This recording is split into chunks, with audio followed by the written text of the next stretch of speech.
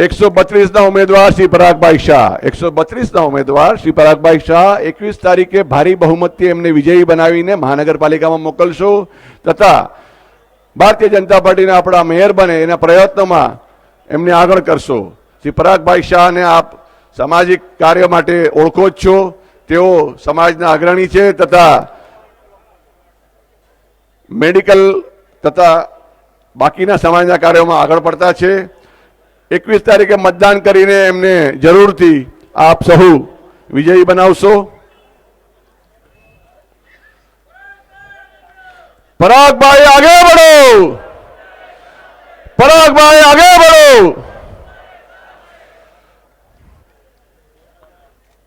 Bharatiya Janata party Ghatkopar पूर्व मंडल ward 131 અને ward 132 ની આ સંયુક્ત જાહેર સભા થોડી જ વારમાં અહીં શ્રી પુરુષોત્તમભાઈ રૂપાલા તથા માનનીય શ્રી પ્રકાશભાઈ મહેતા લેશે। સર્વ મહાજનનું અહીં સ્વાગત છે તથા ઉમેદવાર શ્રી પરાગભાઈ શાહનું અહીં સ્વાગત છે। સર્વ લોકોને વિનંતી છે કે આપ સહુ 21 તારીખે આપના સગા સંબંધી પરિવાર મિત્રો સોસાયટી ચાલ બિલ્ડિંગના સભ્યોને મતદાન કરવા ઉત્સાહિત કરશો અને ભારી બહુમતથી વધારેમાં વધારે ભારતીય જનતા પાર્ટીના નગરસેવકોને મહાનગરપાલિકામાં ચૂંટાઈને મોકલશો, જેથી કરીને રાજ્યમાં પરિવર્તન કેન્દ્રમાં પરિવર્તન થયું છે એવી જ રીતે હવે વારો છે મહાનગરપાલિકાના પરિવર્તનનો। આપ સૌ એ પરિવર્તનના સહભાગી બનશો એવી અમારી આશા છે અને વિશ્વાસ છે કે એ પરિવર્તન થઈને જ રહેશે અને એ પરિવર્તનમાં આપ સૌ પણ સહભાગી થશો જ, જેથી કરીને મહાનગરપાલિકામાં પારદર્શી કારભાર થઈ શકે, માફિયા મુક્ત કારભાર થઈ શકે, ભ્રષ્ટાચાર મુક્ત કારભાર થઈ શકે, ખड्डा મુક્ત કારભાર થઈ શકે, 24 કલાક પાણી મળી શકે, સારી ટ્રાફિક વ્યવસ્થા થઈ શકે। એ સિવાય આપણા દેવેન્દ્રજી સરકારમાં ઓલરેડી જે સારા કામ થયા છે એની નોંધ લઈને પણ આપ સૌ 21 તારીખે મતદાન જરૂરથી કરજો।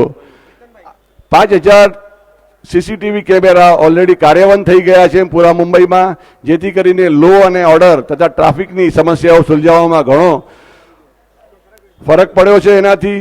એ સિવાય આપણે 3 મોટા મેમોરિયલ બનાવી રહ્યા છે મહારાષ્ટ્રમાં આપણી અસ્મિતા માટે, આપણી સંસ્કૃતિ માટે। એક તો છે શ્રી છત્રપતિ શિવાજી મહારાજનું મેમોરિયલ જે અરબી સમુદ્રમાં બની રહ્યું છે। શિવાજી પાર્ક ઉપર એક મેમોરિયલ બની રહ્યું છે, એ છે ડૉક્ટર બાબા સાહેબ આંબેડકરજીનું અને એની જ બાજુમાં બાલા સાહેબનું મેમોરિયલ પણ આપણી જ સરકાર બનાવી રહી છે। એ સિવાય 6 મેટ્રોનું કામકાજ ચાલુ થયું છે। આઘાડી સરકારે 15 વર્ષમાં 1 મેટ્રો ચલાવી અને આપણે અત્યારના 6 મેટ્રોનું ભૂમિપૂજન કરીને એનું કામકાજ પણ શરૂ કરી દીધું છે અને એ મેટ્રોથી ક્રોસ કનેક્ટિવિટી મળશે, જેથી કરીને ખાલી મુંબઈની જે લોકલ ઉપર જે આપણો બોજો છે પ્રવાસીઓનો એ બોજો હલકો થઈ જશે તથા આપ સૌએ વારે ઘડીએ કંઈ ગાડી ઘોડા બદલવા નહીં પડે તથા રસ્તાઓ પર ગાડીઓ એટલી ઓછી ચાલશે। એટલે 6 મેટ્રોનું ભૂમિપૂજન થઈને 6 મેટ્રોનું કામ પણ ચાલુ છે। આપણે ઇન્ફ્રાસ્ટ્રક્ચરની કનેક્ટિવિટી આપી છે, આપણે સિક્યુરિટી અને સેફટીની કનેક્ટિવિટી આપી છે અને એ સિવાય 600 પ્લેસ ઉપર વાઈફાઈ સેવા આપી છે અને બીજા 600 પ્લેસની વાઈફાઈ સેવા શરૂ થઈ જશે। એમ કરીને આપણે 1200 વાઈફાઈ સ્પોટથી ડિજિટલ કનેક્ટિવિટી આપી છે। આ 3 પ્રકારની કનેક્ટિવિટીથી મુંબઈની લાઈફ થોડી ઇઝી થવાની ધારણા છે અને એ ઇઝી થશે જ। આપણે પરિવર્તન લાવશું જ અને એ પરિવર્તન આપણા જીવનમાં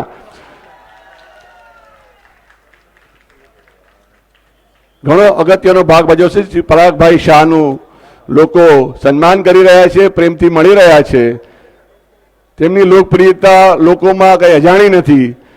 તેમનો પ્રેમ, તેમનો નિર્મળ સ્વાર્થ વગરની સેવા એ લોકોમાં જાણીતી છે અને શ્રી પ્રકાશભાઈ શાહ, શ્રી પરાગભાઈ શાહ એમાં આગળ પડતા અને અગ્રેસર છે તેમની સામાજિક કાર્યો માટે।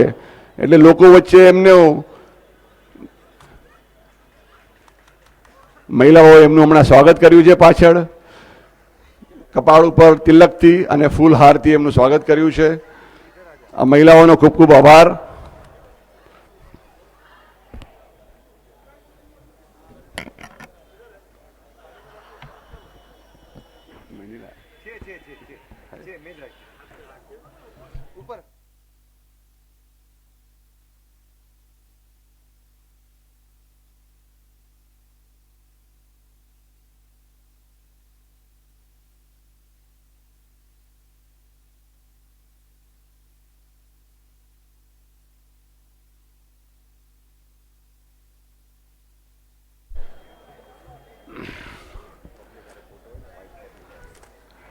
ભારતીય જનતા પાર્ટી વોર્ડ 131 અને વોર્ડ 132ની સંયુક્ત જાહેર સભા અત્યારના અહીંયા થોડી જ વારમાં શ્રી પુરુષોત્તમભાઈ રૂપાલા અને માનનીય શ્રી પ્રકાશભાઈ મહેતા અહીંયા લેશે. શ્રી પુરુષોત્તમભાઈ રૂપાલા જેઓ કેન્દ્રમાં મોદી સરકારમાં કેન્દ્રીય રાજ્યમંત્રી છે તથા માનનીય શ્રી પ્રકાશભાઈ મહેતા રાજ્યમાં કેબિનેટ મિનિસ્ટર છે. થોડી જ વારમાં અહીં એમની સભા શરૂ થશે. ઘાટકોપરના સહુ મહાજનનું અહીં સ્વાગત છે. જૈન સમાજની મહિલાઓએ હમણાં જ શ્રી પરાગભાઈ શાહનું અભિવાદન કર્યું છે. સહુ મહિલાઓનો ખૂબ ખૂબ આભાર.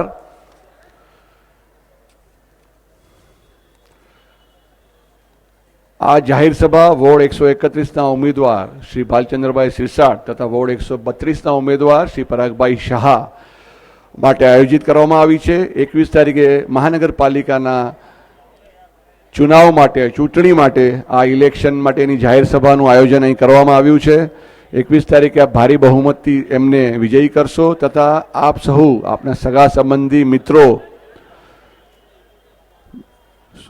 સોસાયટી ચાલ અને બિલ્ડિંગના સભ્યોને પણ એ દિવસે મતદાન કરવા પ્રેરિત કરશો અને પરિવર્તન લાવવામાં સહભાગી થશો.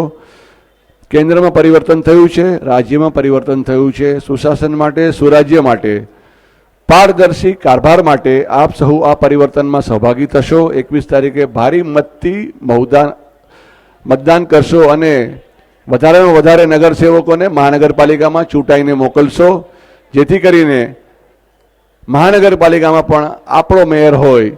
જેમ રાજ્યમાં આપણા મુખ્યમંત્રી છે, કેન્દ્રમાં આપણા પ્રધાનમંત્રી છે, એવી જ રીતે ભારતીય જનતા પાર્ટીના મેયર ચૂંટાઈને આવે એ જોવાની આપણી ફરજ છે. એટલે 21 તારીખે આ ભારે મતથી આપણા ઉમેદવારોને વિજયી બનાવીને મોકલશો એવી વિનંતી છે. આપ સૌની આજુબાજુ સગા સંબંધીઓને પણ વોટ કરવા માટે પ્રેરિત કરશો. પૂરા મુંબઈમાં આ પરિવર્તન ઘડવામાં સહભાગી થશો. આપણા ઘાટકોપરના સર્વ મહાજનનું અહીંયા ફરીથી એકવારનું નામ લઈશ અને સર્વનું સ્વાગત કરીશ. શ્રી કીર્તિભાઈ કોઠારી, હિંગવાલા ઉપાશ્રયના ટ્રસ્ટી શ્રી જયપ્રકાશ દફતરીજી, અરુણભાઈ સોમૈયાજી, ગોવિંદજી કારિયા, પંકજભાઈ પારીખ, પ્રકાશભાઈ કામદાર, જેઠાભાઈ ડેડિયા, શ્રી પ્રતાપભાઈ આસર, શ્રી પ્રતાપભાઈ કારિયા, શ્રી ચંદ્રકાંતભાઈ અજમેરા, રાજાવાડી સંઘના પ્રમુખ, શ્રી બલવંતભાઈ જુઠાની, કાઠિયાવાડી સમાજના પ્રમુખ તથા સર્વ કમિટી મેમ્બરો, Jain Jagruti centre, north east, જેમ Jagdusha, Rajawadi, north west, royal Jagdusha અને પિંક જગડુસા તથા શ્રી સિદ્ધાર્થ શ્રીધરભાઈ શેઠ, મનસુખભાઈ કોઠારી, પ્રફુલભાઈ સુતારિયા, હિતેશભાઈ બિલખિયા તથા નટુભાઈ, શ્રી જિલ્લાના મહામંત્રી વિકાસભાઈ કામત, આપણા ઘાટકોપર પૂર્વ મંડળના મહામંત્રી શ્રી શૈલેષભાઈ જોશી તથા આપણા સિનિયર કાર્યકર્તા શ્રી નટુભાઈ મહેતા, ભૂતપૂર્વ નગર સેવિકા શ્રીમતી શોભાત બેન આશર, મેઘાતાઈ વરક,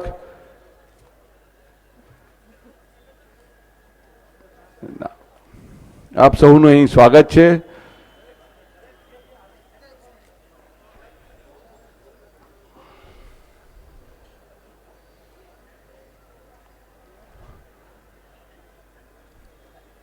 બ્રાહ્મણ સમાજના પ્રમુખ શ્રી દવેભાઈનું સ્વાગત છે. આપ સૌ 21 તારીખે ભારે બહુમતથી શ્રી ભાલચંદ્રભાઈ સિરસાટ તથા પરાગભાઈ શાહ વોર્ડ 131 અને વોર્ડ 132ના ઉમેદવારોને મહાનગરપાલિકામાં ભારે બહુમતથી ચૂંટીને મોકલશો.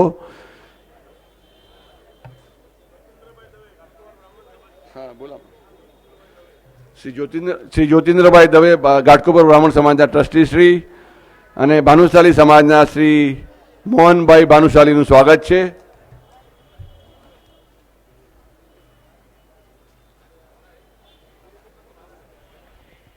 सभा की शुरुआत करते अभी हम હવે આપણે સભાની શરૂઆત કરશું. શ્રી વિકાસભાઈ કામતને સ્ટેજ ઉપર આવવા આમંત્રણ છે. શ્રી શૈલેષભાઈ જોશી. रमेश मैं मोहबी जी, आप पराग शाह जी को लेकर मंच पर आने की कृपा करें.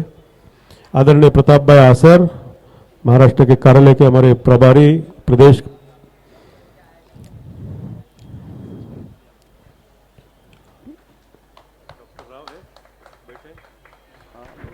माजी नगर सेवक डॉक्टर राव कहीं पर होगे तो मंच पर आना। कीर्ति भाई कोठारी आप भी मंच पर आने की कृपा करें। ज्योतिंद्र भाई दवे आप भी मंच पर आने की कृपा करें।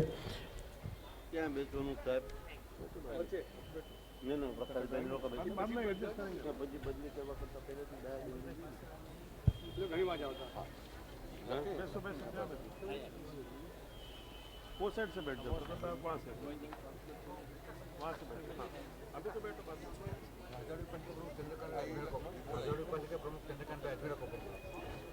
હેમલભાઈ પાર્ષદ અને લક્ષ્મીબેન કોઠારીનું પણ સ્વાગત છે. લક્ષ્મીબેન કારાણી.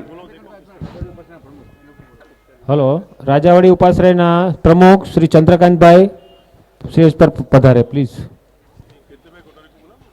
कीर्तिभाई कोठारी मंच पर आवा विनंती है। ज्योतिंद्र भाई दवे आप मंच पर आने की कृपा करें। आदरणीय माजी नगर सेवक बाळ गुरव जी अपन मंचार या इथून या. अरुण सोमया जी आप मंच पर आने की कृपा करें। ज्योतिंद्र भाई प्लीज। माजी नगर सेविका शोभाबाई नासर, डॉक्टर राव कहीं पर होंगे, माजी नगर सेवक उनको भी मंच पर आने की कृपा। प्रशांत भाई मेहता आओ।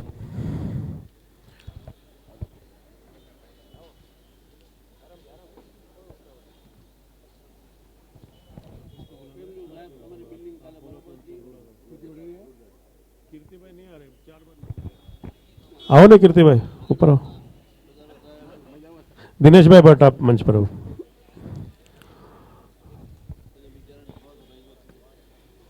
दूसरा पाँव मत फ्रैक्चर करके।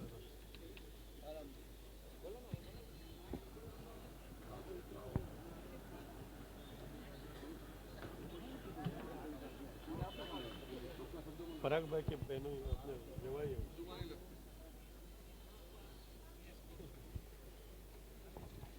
और कौन आएंगे? बैठ जाओ दिनेश भाई कहीं पे एक शांति से। કવિઓ જૈન મહાજન મુંબઈના ઉપપ્રમુખ શ્રી કેતનભાઈ કારાણીનું સ્વાગત છે.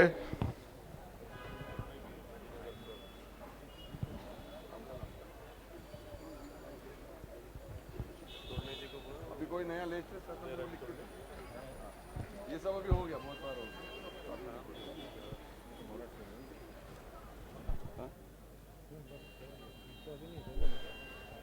ભારતીય જનતા પાર્ટી ઘાટકોપર પૂર્વ મંડળ તરફથી આયોજિત આ સંયુક્ત જાહેર સભા છે.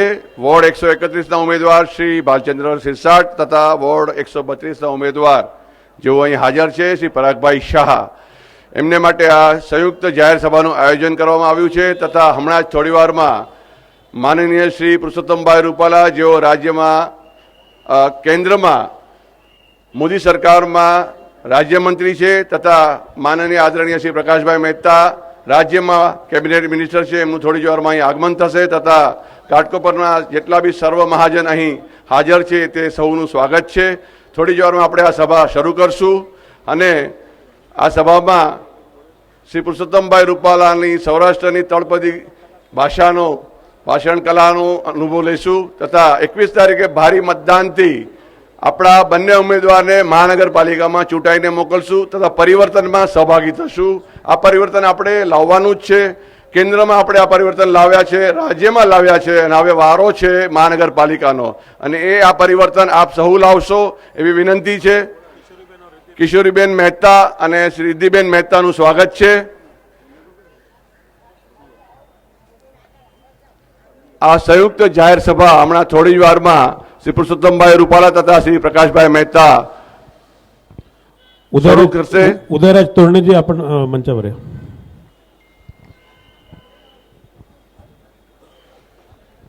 આવનારી 21 તારીખે આ પરિવર્તન આપ સૌએ મળીને ઘાટકોપરની પ્રજાએ લાવવાનું છે.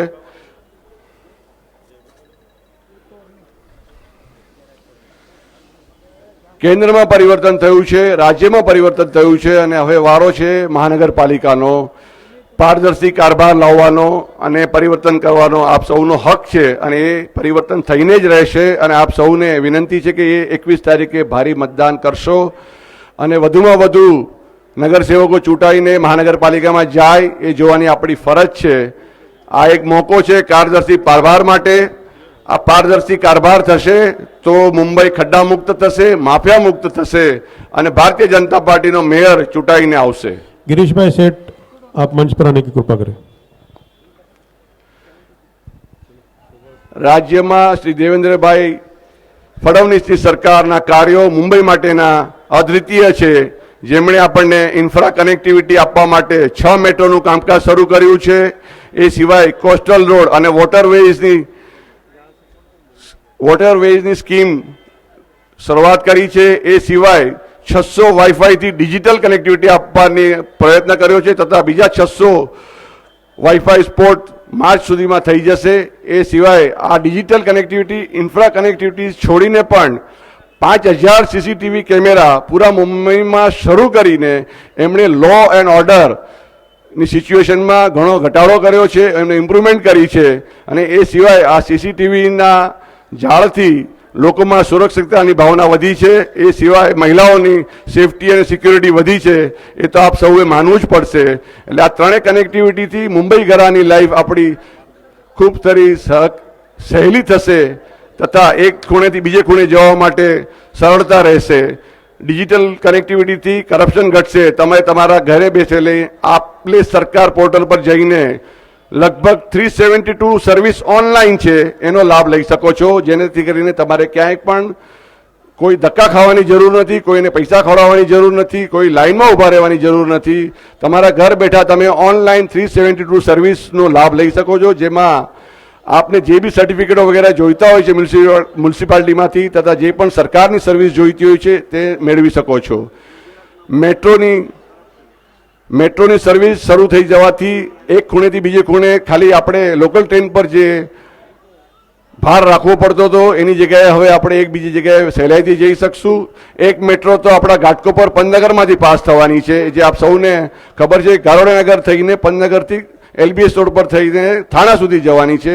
આ બાજુ વડાલાથી શરૂઆત થવાની છે. એ સિવાય ગિરગામથી લઈને બાંદ્રા સુધીની મેટ્રો થઈ છે. બાંદ્રાથી આગળ દહીસર સુધીની થઈ છે. આપણી આ થાળાની કાસરવાડા સુધી થઈ છે. એટલે ઇન્ફ્રાસ્ટ્રક્ચરનું પરિવર્તનનો વાયરો ફૂંકાયો છે. જે તેજીથી શ્રી મોદી સાહેબ અહીં આવીને 1,06,000 કરોડના પ્રોજેક્ટોનું ભૂમિપૂજન કરી ગયા છે. એમાં આપણો સાંસ્કૃતિક વારસો જળવાય એને માટે કરીને 3 મેમોરિયલ જે છે આપણે મહારાષ્ટ્રની અસ્મિતા માટે એનું નિર્માણ આપણી સરકાર કરી રહી છે. જેમાં એક છે અરબી સમુદ્રમાં શ્રી છત્રપતિ શિવાજી મહારાજનું સ્મારક બની રહ્યું છે.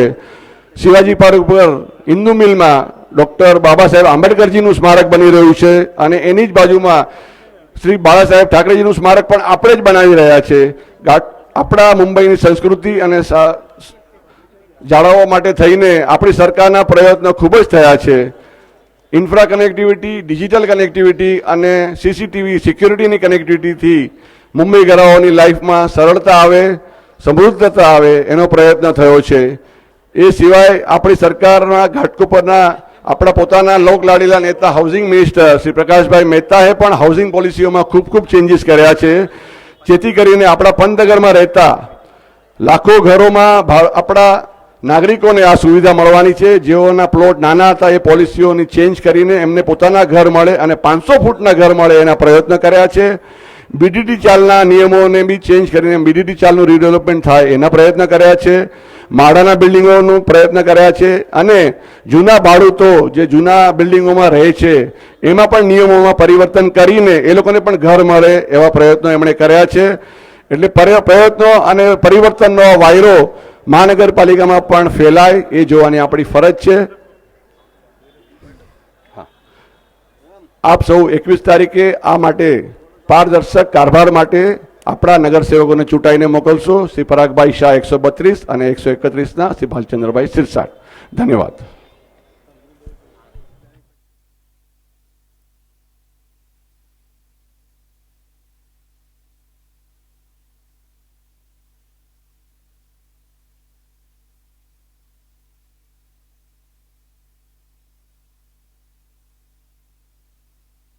सभा की शुरुआत में मैं आमंत्रित करता हूं हमारे माजी नगर सेविका शोभाबेन आसर को कि वो अपना विचार रखे. शोभाबेन.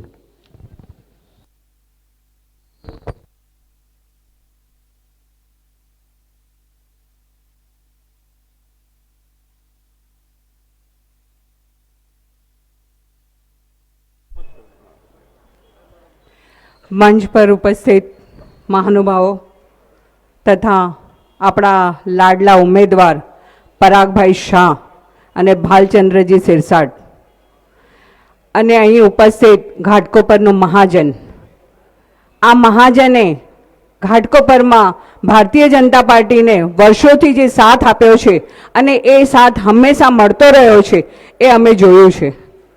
આજે પરાગભાઈ શાહ સેવા, સંપત્તિ, સમૃદ્ધિ બધું જ એમની પાસે હોવા છતાં પણ પોતાનો કિંમતી સમય આપીને જ્યારે મહાનગરપાલિકામાં આવ્યા છે અને ઘાટકોપર માટે સમય આપે છે ત્યારે આપણી પણ એક ફરજ બને છે કે આપણે એને ભરદોસ મત આપીને એમને ચૂંટીને લાવવા જોઈએ. પરાગભાઈ શાહ માટે તો હું બહુ એમને ઓળખતી નથી, પણ ઘાટકોપરની જનતા એમને એટલા બધા ઓળખે છે, મને હમણાં 10 દિવસના પરિચયમાં ખબર પડી કે પરાગભાઈ જેવો આજ માણસ આપણી સાથે જોડાય તો આપણી બી કેટલી એમાં વૃદ્ધિ થાય છે. એનું એક અનુમાન અમે લોકોએ જોયું કે પરાગભાઈની સાથે અમે લોકો 10 દિવસથી કામ કરી રહ્યા છીએ. ડાઉન ટુ અર્થ માણસ છે, એ ક્યારેય બી એમ નથી કહેતા કે હું તમારી સાથે નહીં ચાલું. આવું વ્યક્તિત્વ ધરાવનાર વ્યક્તિ જ્યારે આપણને મળી હોય તો ઘાટકોપરનું સૌભાગ્ય છે કે પરાગભાઈ શાહને ભરદોસ મતથી જીતીને તમે બધા એમને લાવશો એવી હું અપેક્ષા રાખું છું. આજે આપણા વિરોધી પક્ષના જે ઊભા છે ભાઈ, એમને ગુજરાતીની એક કહેવત છે, હું કરું એ જ અજ્ઞાનતા, સકટનો ભાર જેમ શ્વાન તાણે.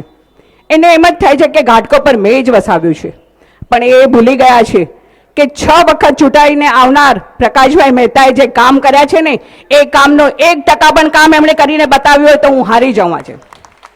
આજે પ્રકાશભાઈ 6 વખત ચૂંટાઈને આવ્યા છે ને એ આ બધા ઘાટકોપર વાસીઓના પ્રેમના લીધે જ ચૂંટાઈને આવ્યા છે. આજે એ સામી વ્યક્તિને જ્યારે એવું લાગે છે કે ઘાટકોપરનું બધું હું જ કરી શકું છું તો એ પોતે ભૂલી જાય. પરાગભાઈ એના કરતાં 10 ગણું કામ કરીને દેખાડશે એવી જવાબદારીથી હું તમને આજે આ મંચ ઉપરથી કહું છું. એકવાર પરાગભાઈને ચૂંટી લાવવાની તમે બધા એક કૃપા કરશો. 21 તારીખે બધા સવારના પોરમાં ઉઠીને પહેલાં પોતાનો મત આપી આવજો અને પરાગભાઈને આપણે બહુ મોટા મતથી અને 227 નગરસેવકોમાં સૌથી વધારેમાં વધારે મતોથી પરાગભાઈ ચૂંટાઈને આવશે એવી હું ઘાટકોપર વાસીઓની તરફથી પરાગભાઈને આશ્વાસન આપું છું. આજે આખા મુંબઈની નજર પરાગભાઈ શાહના એક વોટિંગ ઉપર છે. અમે કોઈથી ડરતા નથી અને ડર્યા બી નથી. ભારતીય જનતા પાર્ટીનું કમળ જેટલું ખીલેલું છે એટલું જ ખીલેલું રહેશે અને હજી બી ખીલતું રહેશે એવી અપેક્ષા સાથે જય હિન્દ, જય મહારાષ્ટ્ર. धन्यवाद शोभा बहन. मैं अब आमंत्रित करता हूं हमारे वरिष्ठ ऐसे घाटकोपर ब्राह्मण समाज के अध्यक्ष आदरणीय ज्योतिंद्र भाई दवे से कि वो हम सबका मार्गदर्शन करें.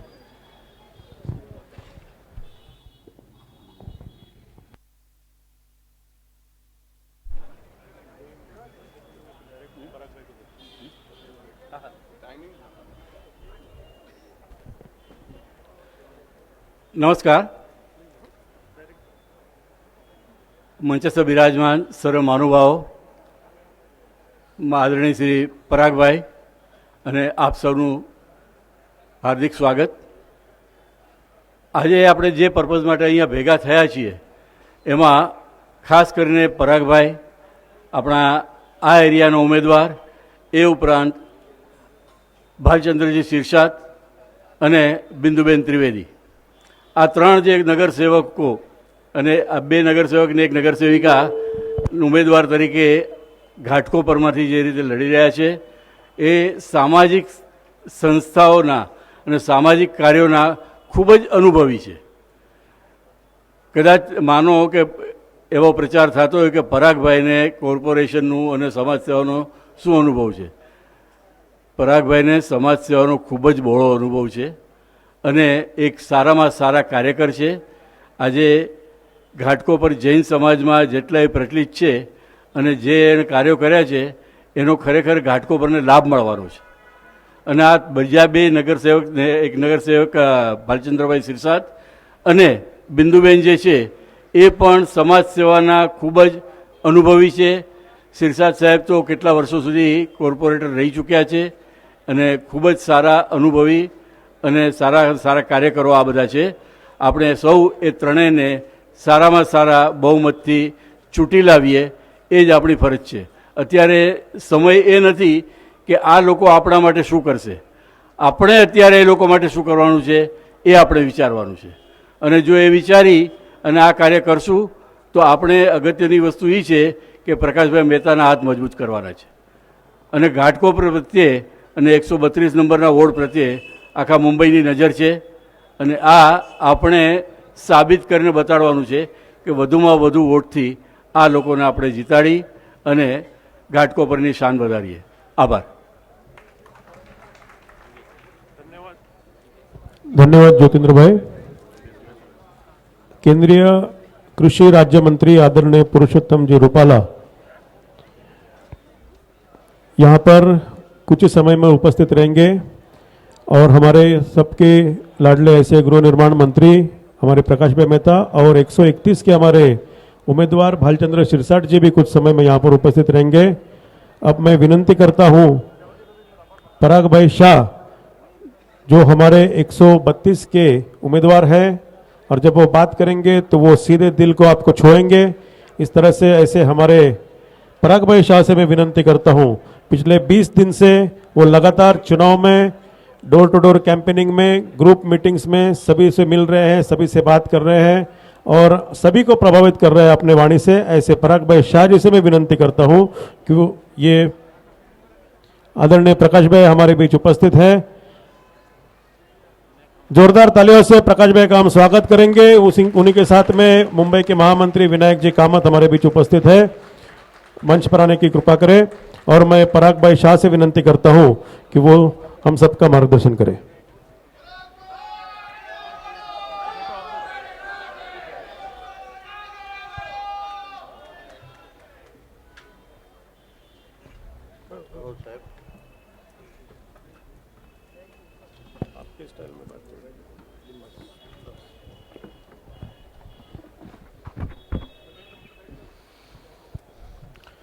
નમસ્કાર, જય જિનેન્દ્ર. 2 દિવસ પહેલાં હું ડોર ટુ ડોર બધે જેમ રોજ સવાર સાંજ જાઉં છું કે કોઈક સભામાં મને કોઈકે એક ક્વેશ્ચન પૂછ્યો જેનો જવાબ મારી પાસે હતો નહીં, તો આજે હું જાહેરમાં જ બધાને પાસે જવાબ માટે આશા રાખું છું. એમણે મને પૂછ્યું કે ભાઈ પરાગભાઈ, તમારું ફેમિલી તૈયાર થઈ ગયું, તમે રાજકારણમાં જાઓ છો, એના માટે એ લોકોની સંમતિ મળી? હકીકત એ છે કે જ્યારે મેં બીજેપીમાં પ્રવેશ કર્યો અને જ્યારે મને 132 વોર્ડની ટિકિટ આપવામાં આવી ત્યારે હું ઘરે એકલો જ હતો. મારો દીકરો નહોતો, મારી દીકરાની વાઈફ નહોતી, એ લોકો હનીમૂન પર ગયા હતા. મારી વાઈફ આશ્રમ પર હતી અને એ લોકો આવ્યા ત્યારે તો બધું થઈ ગયું હતું. તો હજી સુધી મેં રજા લીધી જ નથી. અને મારી વાઈફ માનસી આજે કદાચ ફર્સ્ટ ટાઈમ મને સાંભળે છે. આટલા દિવસ મેં એકી સભામાં હતી નહીં અને આજે મને દેખાય છે. તો હું કહું કે ભાઈ તું ઊભી થા અને તારી સંમતિ આપી દે બધાને.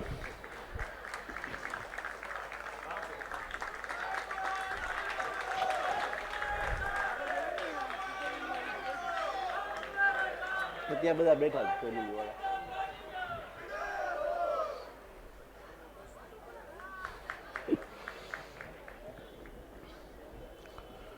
આપ સર્વે જાણો છો તેમ મારો કોઈ પહેલાંનો કોઈ રાજકારણનો અનુભવ નથી. આ ટાઈપની જાહેર સભામાં બોલવાનો પણ અનુભવ નથી અને મારાથી જો કોઈ ભૂલચૂક થાય તો ક્ષમા માગું છું. છેલ્લા 1-1.5 મહિનાથી મારી ને પ્રકાશભાઈની વાત ચાલતી હતી. પ્રકાશભાઈ મને કન્વિન્સ કરવાની કોશિશ કરતા હતા કે ભાઈ પરાગભાઈ તમે ઇલેક્શનમાં ઊભા રહો, અને હું મારી સંમતિ નહોતો આપતો. છેલ્લે પ્રકાશભાઈ એમની સ્ટાઇલ છે, આપણને બધાને પ્રેમથી કેમ ભોળવી લેવાના એ એમને વર્ષોથી આવડે છે.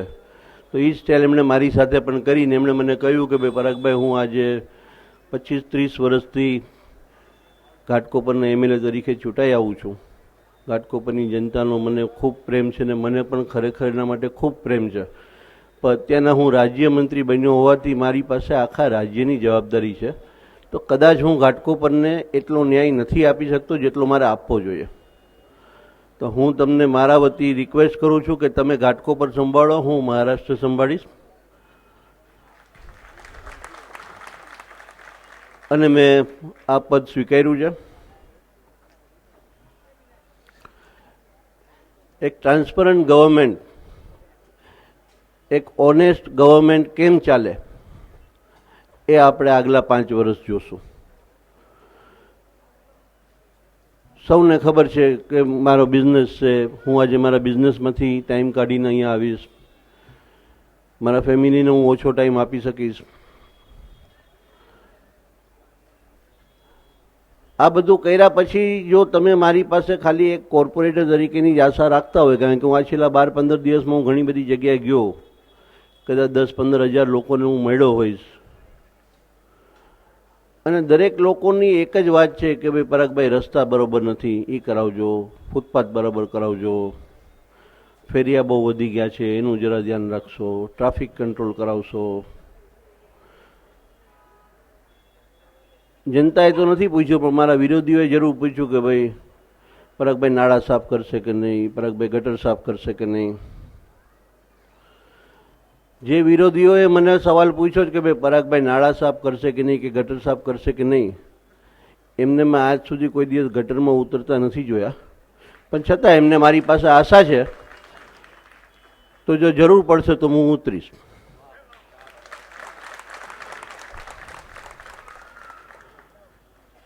હું એક કોર્પોરેટ કલ્ચરમાંથી આવેલો છું. ટીમ વર્કમાં કામ કરવાવાળો માણસ છું. મારી કામ કરવાની સિસ્ટમ થોડી રાજકારણથી થોડી અલગ હોઈ શકે, પણ એ બેવનું મિશ્રણ કરીને કેમ સારી ગવર્મેન્ટ બનાવી એ મને જરૂર આવડશે. મને બીજો સવાલ પૂછવામાં આવ્યો છે મારા વિરોધીઓ તરફથી, અને એ સવાલ શું કામ પૂછવામાં આવ્યો છે એનો જવાબ તો ખરેખર મારી પાસે આજે પણ નથી કે આ શું ક્વેશ્ચન છે, કે પરાગભાઈને રાજનીતિનો અનુભવ નથી તો એ કેમ કામ કરશે. હું અહીંયા નગરસેવક બનવા આવ્યો છું, કોઈ રાજનીતિ કરવા નથી આવ્યો.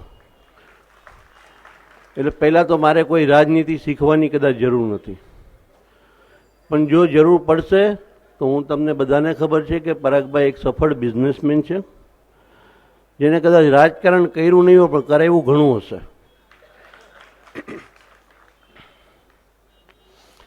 કીર્તિભાઈ કોઠારી અહીંયા હાજર છે અને એમને અનુભવ છે એમના હિંગવાલાનો. એક સારી ગવર્મેન્ટ કેમ બનાવી એની અમે જરૂર કોશિશ કરશું. ઘાટકોપરને રોલ મોડલ બનાવવું, કારણ કે જો ખાલી મારે અહીંયા આવીને આ રસ્તા રિપેર કરવાના છે અને ફૂટપાથ બનાવવાની છે, આ જે નાની આટલી જ એક્સપેક્ટેશન જો આપણે રાખતા હોય તો કદાચ મારો આ સમય હું બગાડીશ. હું મારા એક્સપિરિયન્સ સાથે, મારા ટાઈમ સાથે, મારી એનર્જી સાથે, અને હું એવું માનું છું કે મારામાં કામ કરવાની ખૂબ શક્તિ છે. હું રોજ 20 કલાક પણ કામ કરવું પડે તો કરી શકું એમ છું.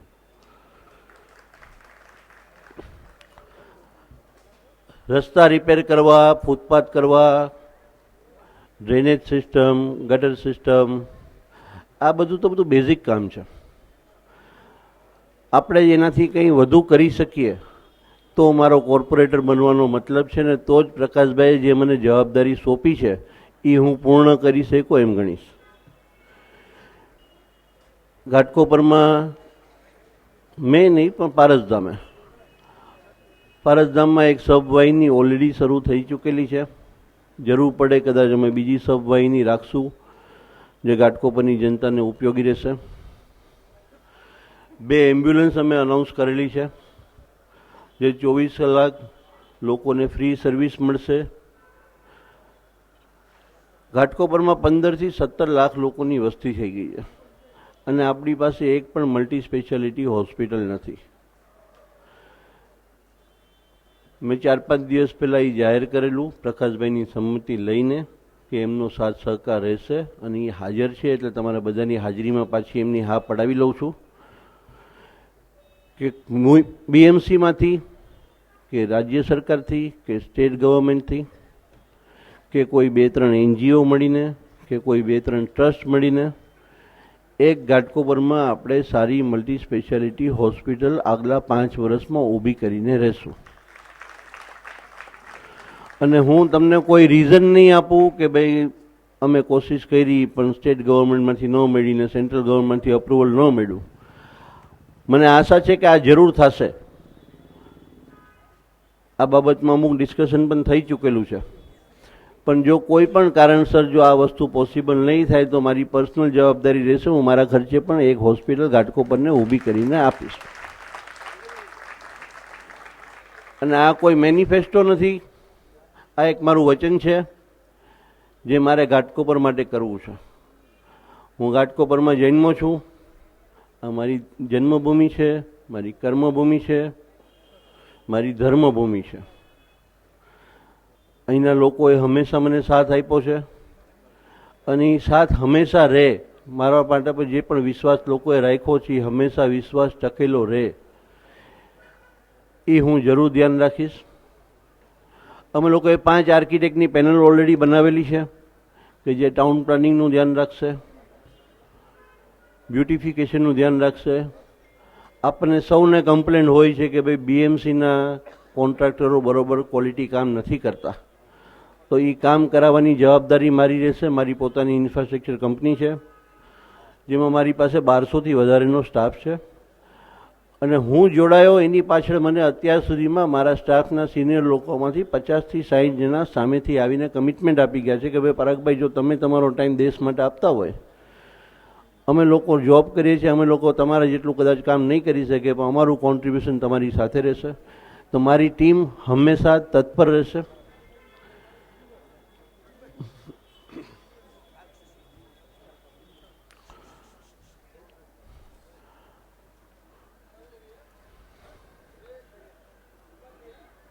દોસ્ત જરા શાંતિ રાખશો, મારું કોન્ટ્રીબ્યુશન નહીં રહે, કારણ કે મને માઇક પર આટલી બધી આદત નથી, એટલે પાછું હું કંઈક બોલવું હશે ને બોલી જઈશ. ઘાટકોપરની જનતા ભણેલી છે, સોમાની છે. ઘાટકોપરમાં મેજોરિટી લોકો middle class, upper middle class કે અપર ક્લાસથી આવેલા છે અને બધા સુખી સંપન્ન છે.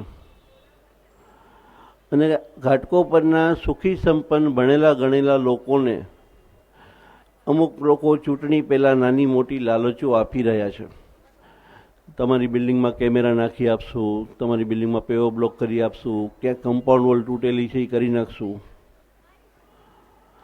આને હું એક પ્રકારની બ્રાઇબ ગણું છું.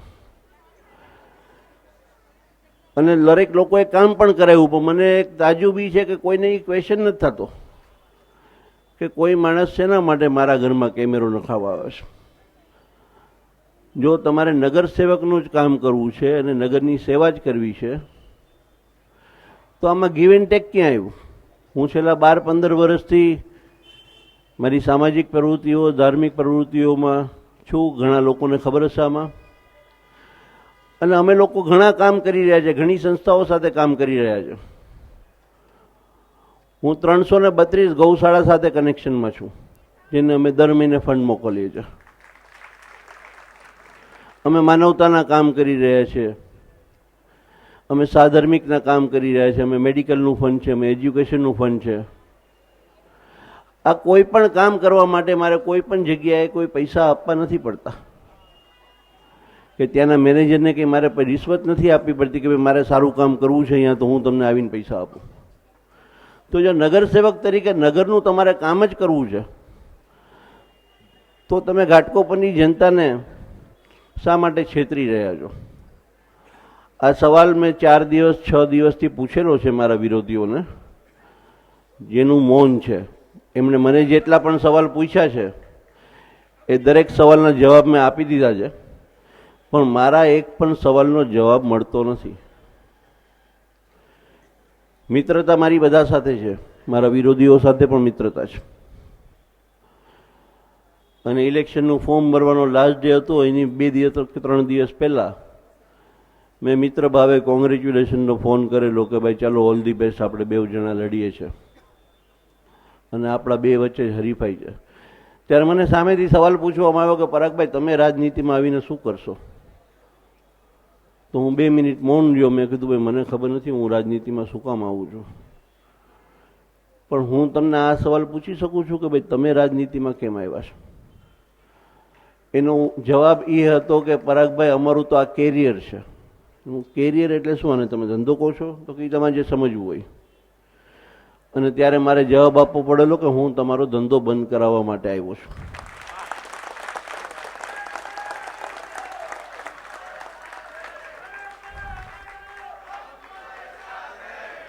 આજે નારા થઈ રહ્યા છે એ નારા પર કાયમ રહેજો कि पराग भाई आगे बढ़ो, हम तुम्हारे साथ हैं, क्योंकि मेरे साथ अगर तुम नहीं हो तो पराग भाई भी कुछ ज्यादा काम नहीं कर सकेगा. લીડરશિપ મારી રહેશે, જવાબદારી મારી રહેશે, નૈતિક જવાબદારી મારી રહેશે, આર્થિક જવાબદારી મારી રહેશે, શાસકીય જવાબદારી મારી રહેશે, પણ મને તમારા સૌનો સાથ જોશે જો આપણે બધા ભેગા થઈને કામ કરશું. કારણ કે મારે આમાંથી કંઈ લઈ જ નથી જવાનું. એટલે હું માનું ત્યાં સુધી મારા જેવી ટ્રાન્સપરન્ટ ગવર્મેન્ટ કદાચ બીએમસીમાં આ વોર્ડને જેટલી મળશે એટલી કદાચ કોઈ બીજા વોર્ડને નહીં મળી શકતી હોય. આપણે સૌ સાથે મળીને કામ કરશું. તમે જેટલા જાગૃત રહેશો એટલો હું જાગૃત રહીશ. તમે મને જેટલા ભગાવશો એટલો હું ભાગીશ. મને આજે કોકના ઘરે ગયો ને કોક બાપા હતા અરાઉન્ડ 80-85 યર્સ, એમણે મને આશીર્વાદ આપ્યા અને ખુશીથી કીધું કે પરાગભાઈ તમે ઘોડા જેવા છો, ભાગી શકશો. અને મેં એમને કહ્યું કે ઘોડાને ખાલી ઘાસ નહીં નાખતા, ઘોડાને ચાબુક પણ રાખજો તમારી પાસે. તમારી ચાબુક હશે ને હું ભાગીશ. હું મોદી સાહેબના વિચારોથી ખૂબ પ્રભાવિત છું અને વર્ષોથી પ્રભાવિત છું. અને આપણે સૌ એક આશા રાખીએ છીએ કે મોદી સાહેબ આખો દેશ બદલી નાખે. મોદી સાહેબના વિરોધીઓ ટીવીમાં છાપામાં સવાલ પૂછે છે કે ભાઈ અચ્છે દિન કભી આએગે. 2.5 વર્ષ થઈ ગયા, અચ્છે દિન તો આયે નહીં. અને મને એ બહુ સરપ્રાઈઝ છે કે આપણે બધા જે મોદી સાહેબના ચાહકો છે એ બધા વાંચીએ પણ છે, સાંભળીએ પણ છે અને મૌન બેસીએ છે. એક મોદી સાહેબ આખા દેશને સુધારી નાખશે 2.5 વર્ષમાં, એ આપણે આશા રાખીએ છીએ. પણ આમાં ઓનેસ્ટલી હાથ ઊંચો કરજો કે આપણે લોકો 2.5 વર્ષમાં કોણ બદલાણા, એમાં હું પણ સામેલ છું, ચિંતા નહીં કરતા. આપણા વિચાર કયા બદલાણા? 2.5 વર્ષમાં આપણેમાં દેશદાજ કેટલી આવી? આપણે કયા દિવસે નક્કી કર્યું કે આપણે કાયદો નહીં તોડીએ? 8મી નવેમ્બરે 8 વાગે આપણામાંથી 70% લોકોના ધબકારા વધી ગયા હતા, કોકના હાર્ટ એટેક આવ્યા હશે. મોદી સાહેબે ડિમોનિટાઇઝિંગ કર્યું. 30 ડિસેમ્બર સુધીમાં તો આપણે સૌ બોલવા માંડ્યા ડિમોનિટાઇઝિંગ ફેલ થશે, ફેલ થશે. હજી સુધી કોઈને ખબર નથી કે ડિમોનિટાઇઝિંગ ફેલ થયું છે કે નહીં. હું નથી માનતો કે ફેલ થયું છે, પણ જે લોકો માને છે કે ડિમોનિટાઇઝિંગ ફેલ થયું, હું એ લોકોને સવાલ પૂછું છું કે ડિમોનિટાઇઝિંગ ફેલ થયું કે આપણે બધાએ ભેગા થઈને કર્યું? અત્યારના અહીંયા જે પણ 1000, 1200, 1500 લોકો બેઠા છે એમાં પણ કોઈ સ્વેચ્છાએ હાથ ઊંચો કરો કે ડિમોનિટાઇઝિંગ ફેલ કરવામાં આપણે કોણે મદદ નથી કરી એકબીજાને. કદાચ કોઈક બિચારો નાનો માણસ હશે ને એની પાસે ખરેખર પૈસા જ નહીં હોય તો વસ્તુ અલગ છે, પણ જે સુખી સંપન્ન હતા આમાં કોણ એવો રહી ગયો કે જેની પાસે 500 ને 1000ની નોટ રહી ગઈ? બધાએ પોતપોતાની રીતે બંદોબસ્ત કરી નાખ્યો. And then we blame mister Modi. હું એમ માનું છું કે મોદી સાહેબ એકલા દેશને ન સુધારી શકે. એમનામાં ખૂબ શક્તિ છે, ખૂબ વિઝન છે, એક દેશદાજ છે. ને કદાચ 50-60 વર્ષ પછી કે કદાચ 1955-60 પછી આપણી પાસે કોઈ આ રીતના પ્રાઇમ મિનિસ્ટર આવ્યા હશે કે જેને ખરેખર દેશનું ભલું કરવાની ઈચ્છા છે. આપણે દરેક એને સપોર્ટ કરવો જોઈએ. અને હું આ જે કોર્પોરેશનમાં ઊભો રહ્યો છું કે ઘાટકોપરનું કામ કરવા નીકળો છું, તો એમાં હું એમ માનું છું કે મારા તરફથી મોદી સાહેબને આ એક કોન્ટ્રીબ્યુશન રહેશે કે આપણે સ્વચ્છ ટ્રાન્સપરન્ટ ગવર્મેન્ટ આપશું, કામ કરશું, સારા કામ કરશું. મેં ઘણી વાર ઘરેમાં બેલ મારી અને કોઈક 20-22 વર્ષની દીકરી કે દીકરો બારણું ખોલે અને તરત એક વાક્ય કે ભાઈ મમ્મી નથી, પપ્પા નથી, અને બારણું બંધ કરવા જાય. પછી મારે એમને પરાણે ઊભા રાખવાના કે ભાઈ હું તો તને મળવા આવ્યો છું બેટા, આપણે 2 મિનિટ વાત કરી શકીએ. અને મેં એક પ્રપોઝલ નાખી છેલ્લા 5 દિવસથી, જેમાં મને 600-700 કે કદાચ એનાથી વધારે છોકરાઓએ અત્યાર સુધીમાં કમિટમેન્ટ આપી દીધું. જે અહીંયા અત્યારના કોઈ યંગસ્ટર્સ બહુ ઓછા દેખાય છે, એટલે હું કહું છું કે જો યંગસ્ટર્સ આ કમિટમેન્ટ આપી શકતા હોય તો આપણે પણ સૌએ આ વસ્તુ એક વિચારવાની છે. મેં ઘરે ઘરે અપીલ મૂકી છે કે ભાઈ તમે અડધો કલાક આપી શકશો? તો મોસ્ટ ઓફ ધ છોકરાઓએ પહેલાં કહ્યું કે ભાઈ મારે ક્લાસીસ હોય અંકલ, મારે સ્કૂલ હોય, મારે કોલેજ હોય. મેં કહ્યું અડધો કલાક હું ખાલી મહિનામાં માગું છું, રોજ નથી માગતો. તમારે કોઈ પોલિટિક્સ જોઈન નથી કરવાનું, તમારે કોઈ બીજેપી જોઈન નથી કરવાની, તમારે કોઈ પરાગભાઈને જોઈન નથી કરવાના. તમે એક અડધો કલાક ખાલી દેશ માટે આપી શકશો કે તમે કોઈ સામાજિક સારું કામ કરશો? સબ્જેક્ટ જે તમને ગમતો હોય એ અમે કરાવશું. તમારી પાસે સબ્જેક્ટ ન હોય તો અમે સબ્જેક્ટ આપશું. અને મને 4 દિવસમાં 600 થી 700 છોકરાઓ વોલેન્ટિયર બનવા તૈયાર થયા કે ભાઈ અમને પોલિટિક્સમાં રસ નથી, પણ અમારે દેશ માટે કંઈ કરવું છે. હવે આ 600 કે 700 છોકરાઓ તમારા કે મારા જ હશે. તો જો આપણા છોકરાઓ આ વિચારી શકતા હોય તો હું માનું છું આપણે સૌએ જાગૃત થવાની જરૂર છે. છેલ્લા 25 વર્ષથી 30 વર્ષથી બીએમસીમાં જે રીતની લૂંટ થઈ રહી છે અને એના આપણે સૌ મૂક પ્રેક્ષક છે. આપણા ઘરની બહાર જ વગર ક્વોલિટીનું કામ કે ખરાબ કામ થઈ રહ્યું હોય છે, આપણે લોકો જોઈએ છીએ, આપણે લોકો નોટિસ કરીએ છીએ, આપણે લોકો એકબીજા સાથે બોલે છે કે આ બધા થૂકપટ્ટી કરે છે, એમને ગંદુ કામ કરે છે, પણ છતાં કોઈ એક્શન લેતું નથી. અમે 30 તારીખ પછી ઘાટકોપરમાં એક વેબ ચાલુ કરશું, એક એપ હશે અમારું. તમને જ્યાં લાગતું હોય કે આ જગ્યાએ કામ ક્વોલિટી પ્રમાણે નથી થઈ રહ્યું અથવા દેશની સંપત્તિ વેડફાઈ રહી છે, તમે એ જગ્યાનો ફોટો પાડી લો, સાથે લોકેશન આપો કે આ જગ્યાએ કામ બરોબર નથી થતું, અને અમારા વોલેન્ટિયર ત્યાં પહોંચી જશે અને કામ સારું કરાવશે. આપણે સૌ ભેગા મળીને જો કામ કરશું તો હું તમને વચન આપું છું કે આવતા 1.5 વર્ષની અંદર આપણે ઘાટકોપર 132 વોર્ડથી શરૂ કરશું. અને હું એમ નથી કહેતો કે ખાલી 132 વોર્ડ કરશું, પણ આ વોર્ડને આપણે એક રોલ મોડેલ તરીકે ઊભું કરશું કે જે આપણું કામ જોઈને બાકીના કોઈ પણ વોર્ડવાળા, મુંબઈના 227 વોર્ડવાળા, એ લોકોએ શરમથી પણ આપણું કામ જોઈને આપણા જેવું કામ કરવું પડે. પણ આના માટે હું જેટલો જાગૃત હોઈશ એટલા જ તમારે સૌએ મારી સાથે જાગૃત રહેવું પડશે.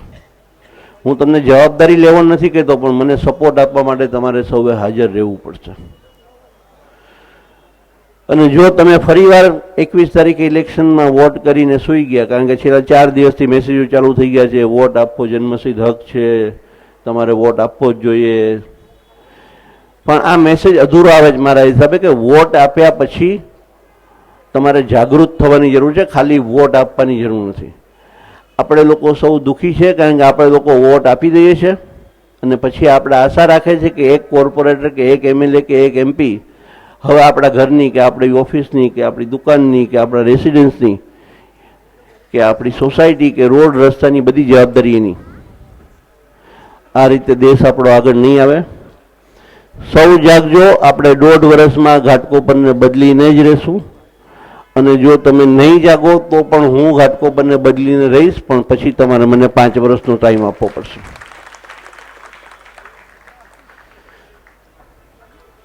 પુરુષોત્તમભાઈ કદાચ થોડી વારમાં આવવા જોઈએ. આપણે 5 મિનિટ પ્રકાશભાઈને સાંભળીએ. હું મારું અહીંયા વિરામ કરું છું. જય હિન્દ, જય મહારાષ્ટ્ર. बहुत बहुत धन्यवाद. हाँ, अश्विन जी माजी नगर सेवक हमारे बीच उपस्थित है, वो अपना वक्तव्य रखेंगे. माननीय प्रकाश भाई, पराग भाई, मैं मार्गदर्शन का कुछ नहीं, तो मुझे जबड़ूशाह में मीटिंग है और प्रकाश भाई का भी भाषण सुनने के लिए सब लोग आए. मैं केवल इतना ही आज के मुंबई के वातावरण को देख के कहता हूँ कि दोस्त दोस्त ना रहा, प्यार प्यार ना रहा. देख तेरे संसार की हालत क्या हो गई भगवान, कितना बदल गया इंसान है. लेकिन ये सब देखते हुए भी मैं अभी पराग भाई ने बहुत कुछ कहा, तो एक मित्र बोले अरे આ બધું શું ચાલે છે, આટલું બધું ગોટાળા ઉલझने कुछ समझ में ही नहीं आ रहा है. तो मैंने उसको प्रकाश भाई को भी मैंने बोली, वो 4 लाइन बोल के मैं जाता हूं। बहुत सारी उलझने हैं, कंफ्यूजन है, कौन कहां है मालूम नहीं है। उलझने तो अनेक हैं, लेकिन एक दिन तो हल होती ही है। जिंदा दिलों के, जिंदा लोगों के दिलों में ही तो हलचल होती है। कफन बांध के निकले हैं तो मुसीबत क्या, मजबूरी क्या, कहीं पे खड्डे, कहीं पे रोड़े, कहीं पे दलदल होती है, लेकिन मेरे दोस्तों दलदल में ही तो कमल की खुशबू होती। और वो कमल की खुशबू लेके आज पराग भाई आपके सामने आए हैं, और मुझे पूरा विश्वास है कि 132 नंबर वार्ड की कमल की खुशबूमय होगा। आपने जो मुझे शांति से सुना उसके लिए बहुत बहुत धन्यवाद। प्रकाश भागो, सिर्फ 2 ही कल का सन्माननीय प्रतापभाई आसर, रमेशभाई मोरबिया, अश्विनभाई व्यास, नरेशभाई भानुशाली, ज्योतिन्द्रभाई दवे, फाल्गुनीबेन, गिरीशभाई शेठ, बाळ गुरव साहेब, उदय तोरणे, विकास कामत, मंच पर उपस्थित બધા જ મહાનુભાવ, મુંબઈ મહાનગરપાલિકાની ચૂંટણી આવે એટલે સ્વાભાવિક આપણા જીવનના દૈનંદિન કામોની સાથે જોડાયેલી ચૂંટણી છે અને એમાં પરાગભાઈ જેવો ઉમેદવાર આપણને મળે એ તો મારું સૌભાગ્ય છે કે પરાગભાઈને મેં વિનંતી કરીને પરાગભાઈએ ઘાટકોપરની ભૂમિ માટે હા પાડી છે। આ બે બાજુ આ આખો વિભાગ 132 છે અને આ વિભાગ 131 છે। અહીંયાથી પરાગભાઈ લડે છે અને અહીંયાથી ભાલચંદ્ર સિરસાટ લડે છે। આ બંનેના સાર્વજનિક જીવનનો અનુભવ આપણી પાસે બહુ મોટો છે। આ ચૂંટણી મુંબઈના જનજીવનમાં કોણ જાણે એટલા બધા પ્રશ્નોને લઈને આવ્યું છે કે જ્યારે જ્યારે માનનીય શિવસેનાના પ્રમુખ ઉદ્ધવજી બોલે એટલે એ પાકિસ્તાનની વાત કરે, નરેન્દ્ર મોદીની વાત કરે। એલા ભાઈ, ચૂંટણી આપણી મુંબઈની અને તમે વાત કરો નરેન્દ્ર મોદીએ શું કર્યું? ભાઈ, તમને નરેન્દ્ર મોદી નડ્યો ક્યાં કે તમે નરેન્દ્ર મોદીની ટીકા કરીને મુંબઈના લોકો પાસે મત માગવા આવ્યા છો?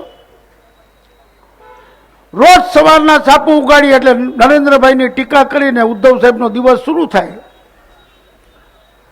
મને ખબર નથી પડતી કે છેલ્લા 20 વર્ષથી આપણે સાથે મ્યુનિસિપાલિટીમાં કામ કર્યું, પણ અમારી સંખ્યા બહુ ઓછી હતી એટલે અમે તમે જે નક્કી કરો એમાં અમારે જો સૌભાગ લેવો હોય તો બહુમતીના આધાર ઉપર અમારા અવાજને દબાવવાનો પ્રયત્ન થાય।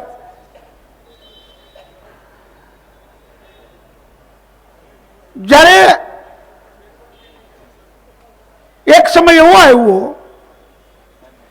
ગયા વખતની મ્યુનિસિપાલિટીની ચૂંટણીમાં અને એના પહેલાની પણ મ્યુનિસિપાલિટીની ચૂંટણીમાં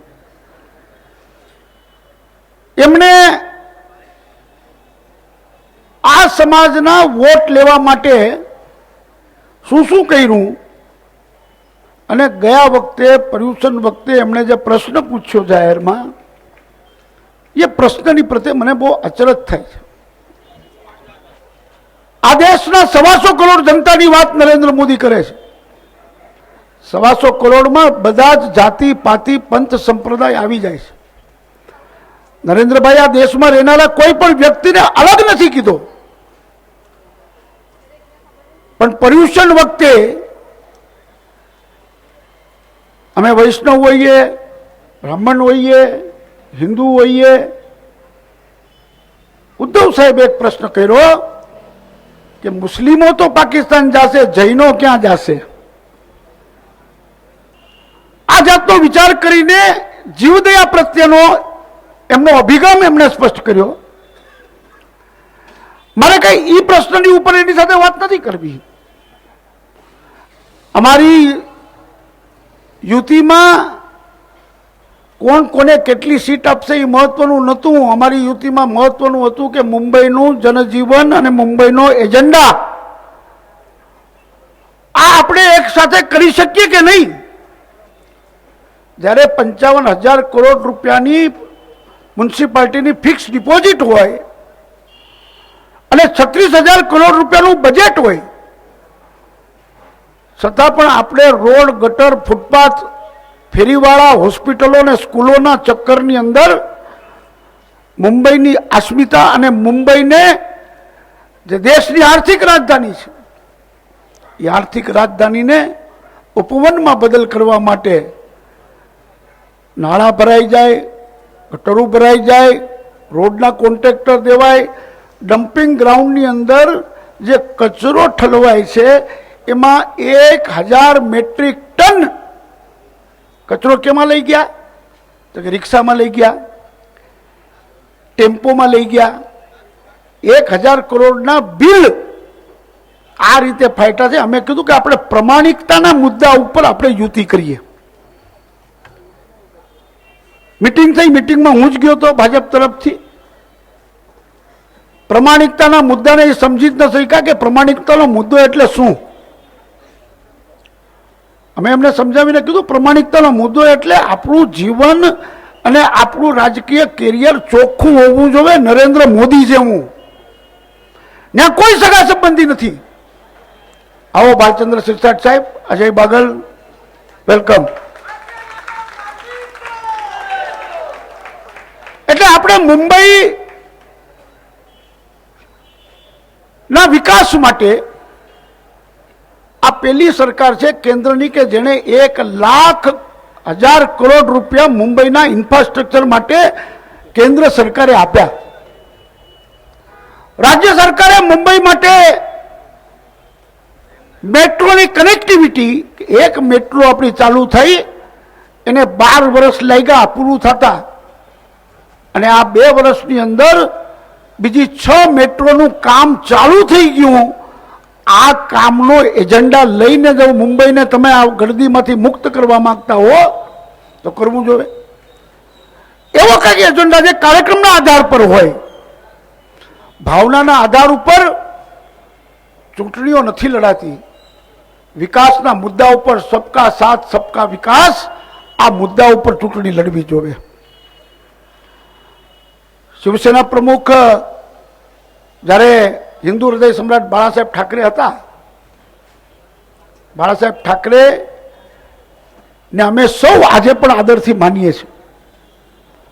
એમની નિર્ણય કરવાની ક્ષમતા, એમની કામ કરવાની ક્ષમતા, એના માટે આજે પણ, અને એમણે જે હિન્દુત્વની ભાવનાની સાથે જે કામ કર્યું હતું, આજ મહારાષ્ટ્રની અસ્મિતા, મુંબઈની અસ્મિતા નહીં બલકે આખા હિન્દુસ્તાનની અસ્મિતા તરીકે બાળાસાહેબ ઠાકરે અમારા સૌના હૃદયમાં એમનું એક સ્થાન છે.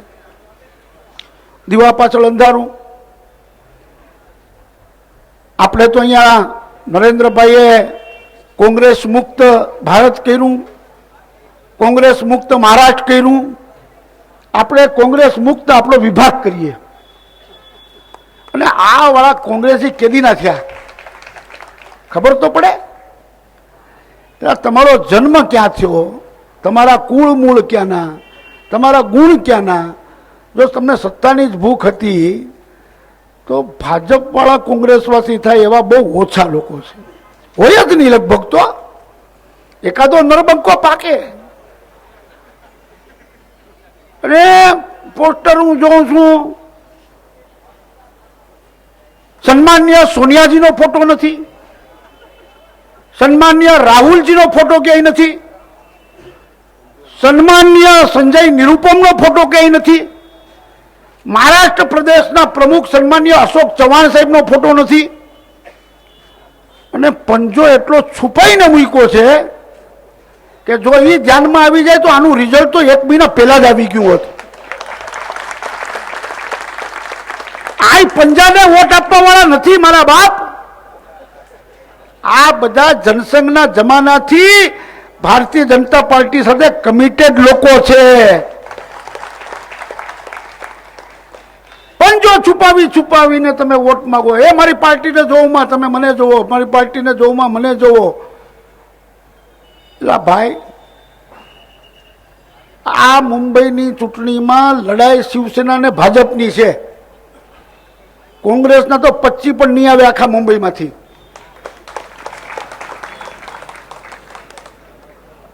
અને એનસીપી ના તો એનાથી ઓછા આવશે, 7, 8, 9 જણા આવે તો આવે કદાચ.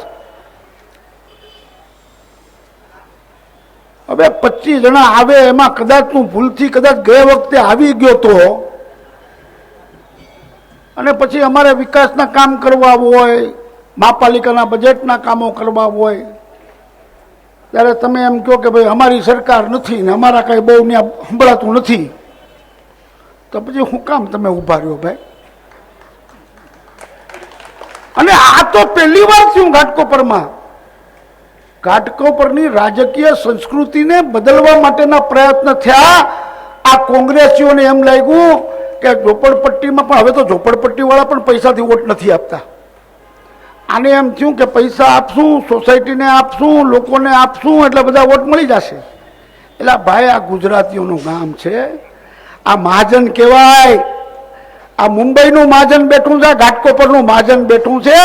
આ રૂપિયાથી લઈને વોટ આપે, આ મગજમાં હોય તો કાઢી નાખજો મારા બાપ.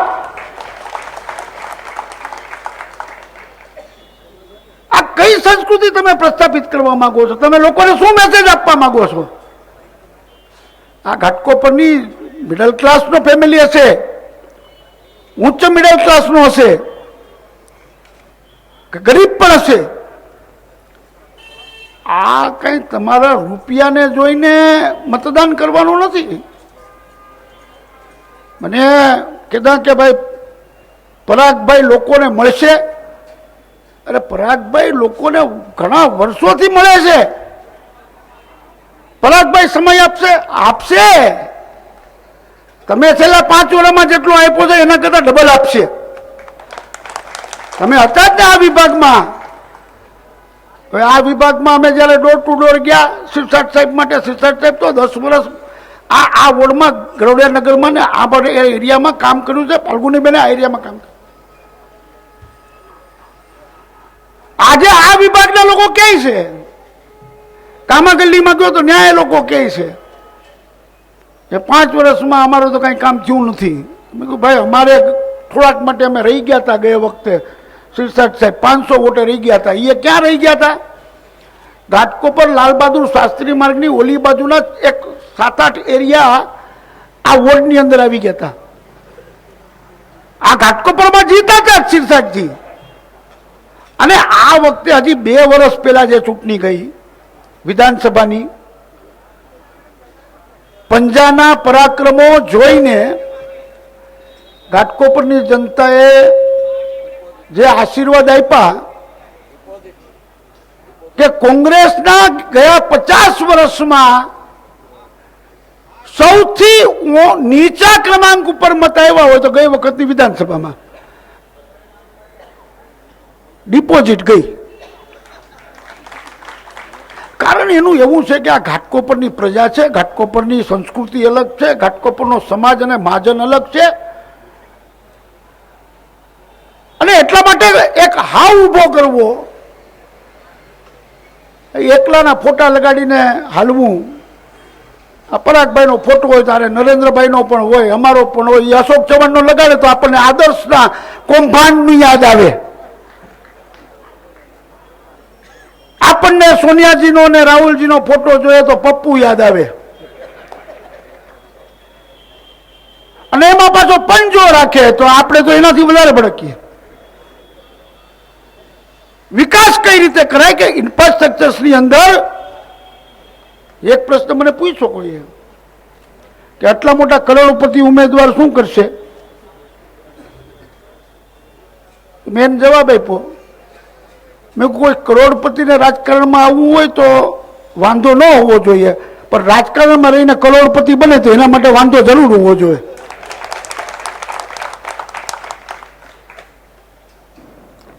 સમાજના સારા લોકો રાજનીતિમાં આવે, રાજનીતિનું શુદ્ધિકરણ થાય,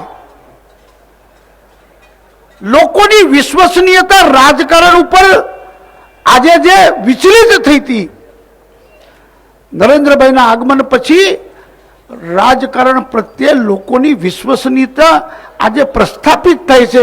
એમાં પરાગભાઈ જેવા ઉમેદવાર આપણને મળે તો સમાજે તો એને વધાવી લેવો જોઈએ કે આ કોહિનૂર છે. એને રાજકારણમાંથી કઈ નથી જોતું, પણ રાજનીતિની અંદર પરાગભાઈનું યોગદાન થાય તો નિશ્ચિત રૂપે અમે અભિમાનથી આખા મુંબઈમાં અને આખા મહારાષ્ટ્રમાં કહી શકીએ કે અમારી પાસે એક એવો ઉમેદવાર છે કે જેની પાસે સમાજ જીવનનું અને સાથે સાથે ઇન્ફ્રાસ્ટ્રક્ચર્સના જ્ઞાનની સાથે સમાજને કાંઈક દેવા માટે અહીંયા આવ્યા છે. મારા એક બીજા મિત્ર પણ ઊભા છે. હવે આજકાલ શું છે, ઘાટકોપરમાં રાજકીય પાર્ટીઓ પાસે ઉમેદવારો જ નથી, એટલે એ બધા અમારી ભાજપમાં ગોતે. કોણ કોણ છે? એક 5 વર્ષ પહેલા વયા ગયા ને એક હમણાં ગયા.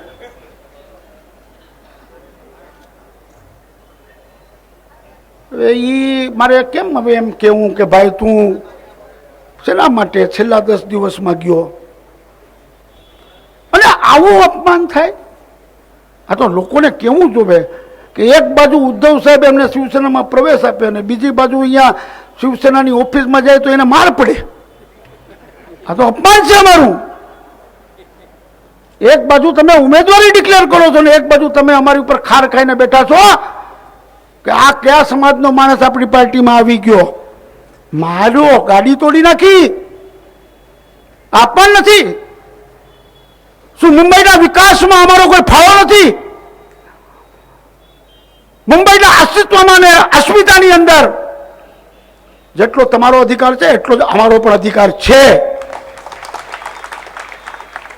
ડંકાની ચોટ ઉપર કહેવાનો સમય આવી ગયો છે. અમે આ મુંબઈના વૈભવ માટે, આ મહારાષ્ટ્રના વૈભવ માટે, છત્રપતિ શિવાજી મહારાજના મહારાષ્ટ્ર માટે અમને લોકોને પણ એટલું જ અભિમાન અને અસ્મિતા છે.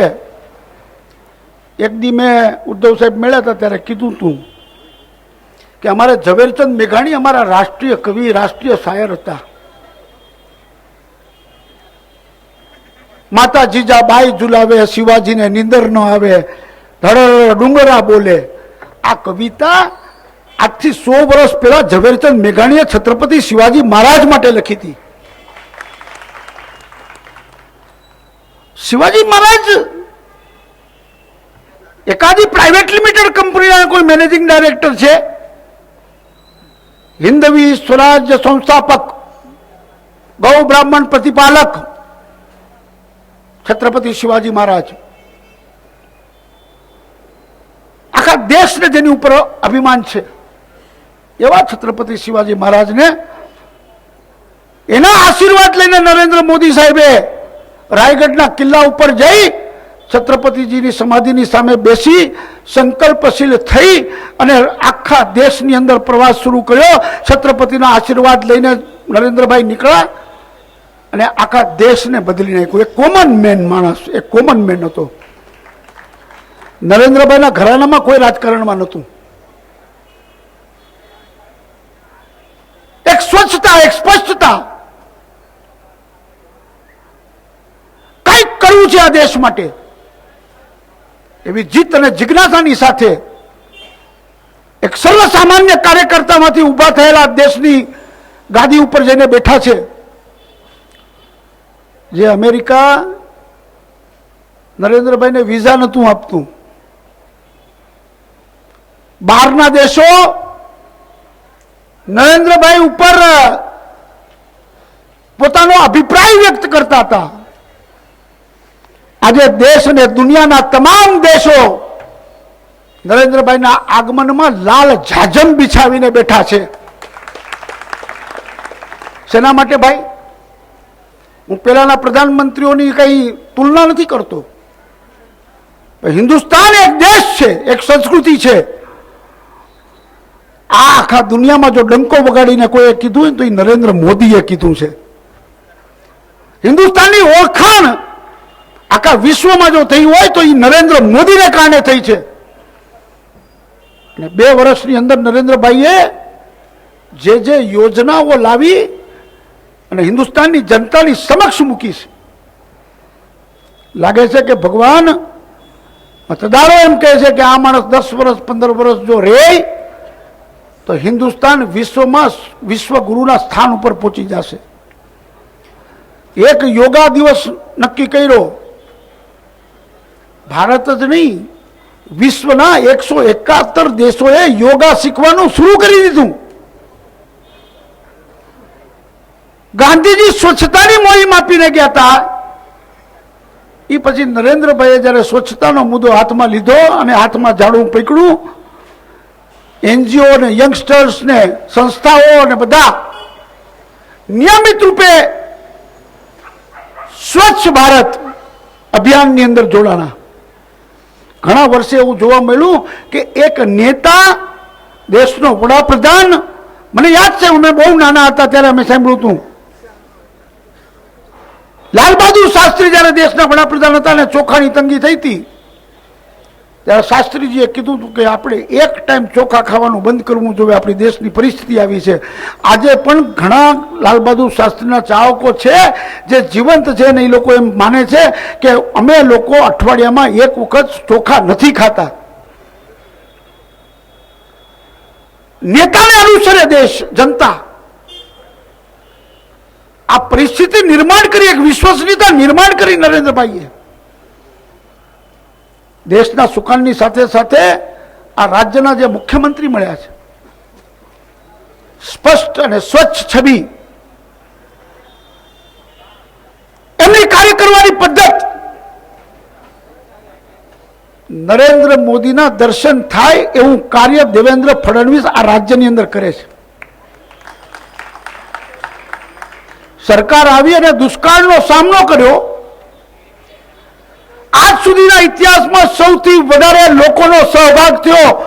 500 કરોડ રૂપિયાનું ભંડોળ સમાજે મુખ્યમંત્રીને આપ્યું કે આ દુષ્કાળ માટે આપ કામ કરો. આજ સુધીના કોઈ મુખ્યમંત્રીને આ પરિસ્થિતિ માટે કોઈ ફંડ નહોતું આપ્યું.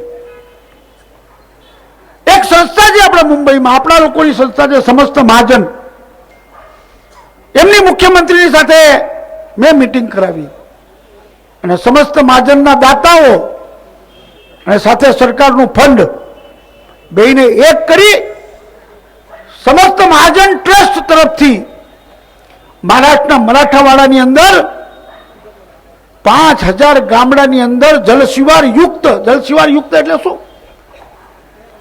કે 30 બાય 30 ના ખાડાઓ, એમાં પાણી ભરાય. એ ખેતરવાળો 1 વર્ષ સુધી પોતાના 3 પાક લઈ શકે. આ જલશિવાર યુક્તમાં માનનીય મુખ્યમંત્રીએ 5 વર્ષના એવા પ્રયત્ન કર્યા કે પહેલા વર્ષે 6000 અને બાકીના 4 વર્ષની અંદર 20000 ગામડાઓ મહારાષ્ટ્રમાં જે દુષ્કાળગ્રસ્ત છે એ દુષ્કાળમાંથી મુક્ત થાય કાયમના. આ મુંબઈની સમસ્યા છેલ્લા 20 વર્ષથી હું લડતો હતો કે મુંબઈ શહેરની અંદર ભાડૂતના મકાનમાં રહેનારા ભાડૂતોને રીડેવલપમેન્ટની અંદર સંરક્ષણ મળે, રીડેવલપમેન્ટમાં એનો હક મળે.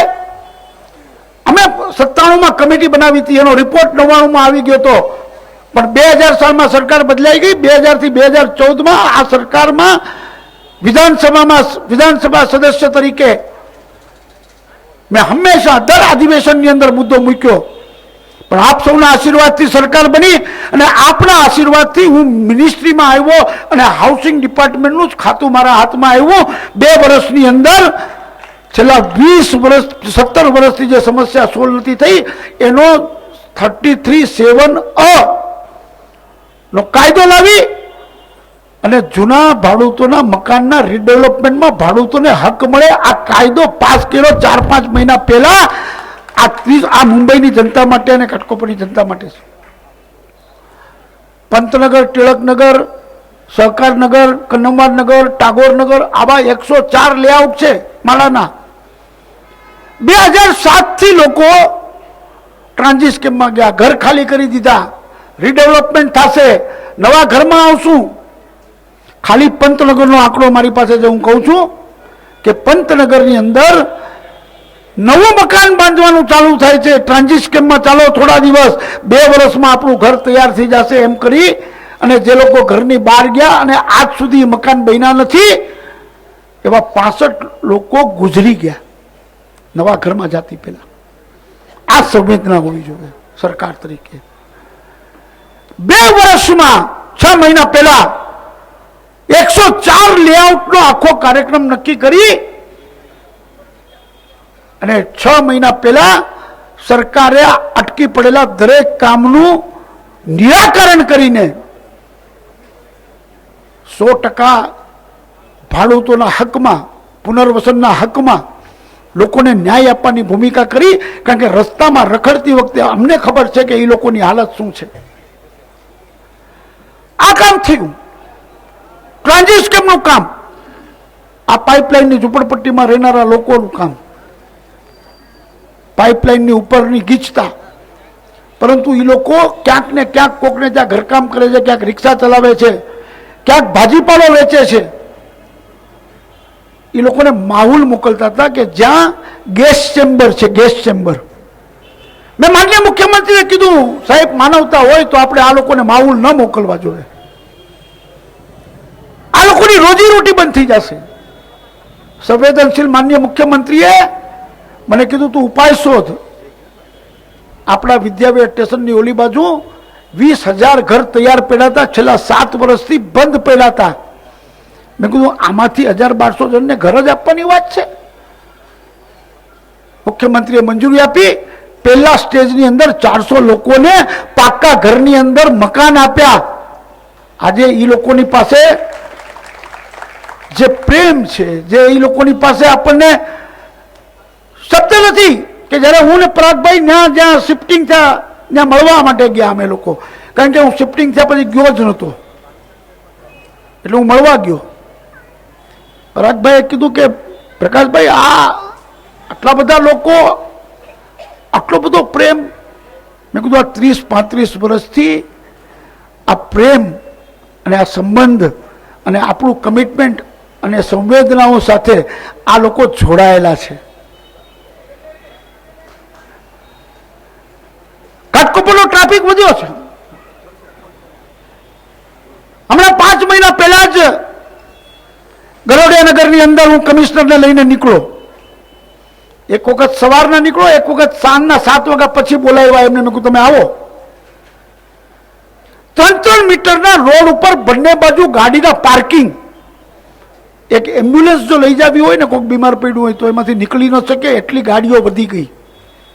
1965માં જ્યારે ગરોડિયા નગર પરિપૂર્ણ થયું લેઆઉટ, ત્યારે આખા ગરોડિયામાં કદાચિત 10 થી 15 ગાડી હતી 210 બિલ્ડિંગમાં. આજે એક ફ્લેટ ધારક પાસે 2-3 ગાડીઓ છે, જેનું ગ્રાઉન્ડ ફ્લોરમાં પણ સ્ટીલ્ટ નથી. ગાડીઓ પાર્કિંગ બિલ્ડિંગમાં થઈ શકતી નથી. 600, 700 મીટરના પ્લોટો છે, એમાં મકાન નથી બાળકોને રમવા માટે. થયું આયોજન એ વખતે, સમયની આવશ્યકતા હતી, એ પ્રમાણે મિડલ ક્લાસના લોકોએ ગરોડિયા નગરની અંદર ઘર લીધા. પ્રાઇવેટ લેઆઉટની જો કોઈ લડાઈ શરૂ કરી હોય તો 1980-81 થી ડોક્ટર રાવે લડાઈ શરૂ કરી પ્રાઇવેટ લેઆઉટની. અને એની લડાઈની સફળતા 95માં કાગળ પર મળી. અને આજે જ્યારે એ લડાઈ લડીને સિરસાટ સાહેબે, ફાલ્ગુનીબેને નાનું સુવરેજ, ત્યાંના રોડ્સ, આ બધી વસ્તુનું કામ પરિપૂર્ણ કર્યું તો ત્યાંના મુઠ્ઠીભર લોકોએ કોર્ટમાં લખીને દીધું કે અમે 33% પૈસા અમે આપશું. અને પુરુષોત્તમભાઈ રૂપાલા આપણી વચ્ચે આવી ગયા છે. અને અમારે પુરુષોત્તમભાઈ એવું હોય કે તમે ન આવો ત્યાં સુધી અમારી આ ચૂંટણી પૂરી ન થાય. અને આ તિલક રોડનો મજબો જે છે ને અમારી કર્મભૂમિ જન્મભૂમિ, તો અમે સભા ન કરીએ ને અમે બોલીએ નહીં ને આ લોકોના આશીર્વાદ ન મળે એટલે અમારે તો એમ લાગે કે આ ચૂંટણી હજી આવી જ કે નથી આવી. એટલે બે વિષય અહીંયા હારે છે. એક તો આ તિલક રોડ મારી જન્મભૂમિ છે, કર્મભૂમિ છે, એટલે મારે અહીંયા એક સભા કરું ત્યારે જ મને એમ થાય કે હવે ભાઈ આ બરાબર હવે પાટે ચડ્યું. અને બીજું પુરુષોત્તમભાઈ રૂપાલા આવે તો જ મને એમ થાય કે આપણી ચૂંટણી પૂરી થાય. આવો આવો પુરુષોત્તમભાઈ, ભારત સરકારના કેન્દ્રીય મંત્રી અને ગુજરાતના અમારા ખૂબ જ પ્રિય એવા પુરુષોત્તમભાઈ રૂપાલા આવી ગયા છે. મને ખબર છે કે અને એ મેટ્રો રેલમાં આવ્યા, ખબર છે કે ગોરેગાંવથી અહીં પહોંચી નહીં શકે. ગયા વખતે બહુ 10 મિનિટ જ મળી હતી. મેં કીધું તમારે 10 વાગ્યા સુધી બોલાય એટલો સમય લઈને આવજો. છોકરાઓ ગયા હતા, મેટ્રો ટ્રેનમાં બેસીને આવ્યા. હું ઘાટકોપર વતીથી આપનું હાર્દિક સ્વાગત કરું છું અને વિનંતી કરું છું કે પુરુષોત્તમભાઈ આપણને માર્ગદર્શન કરે. ઉમેદવાર કોણ છે લો પરાગભાઈ.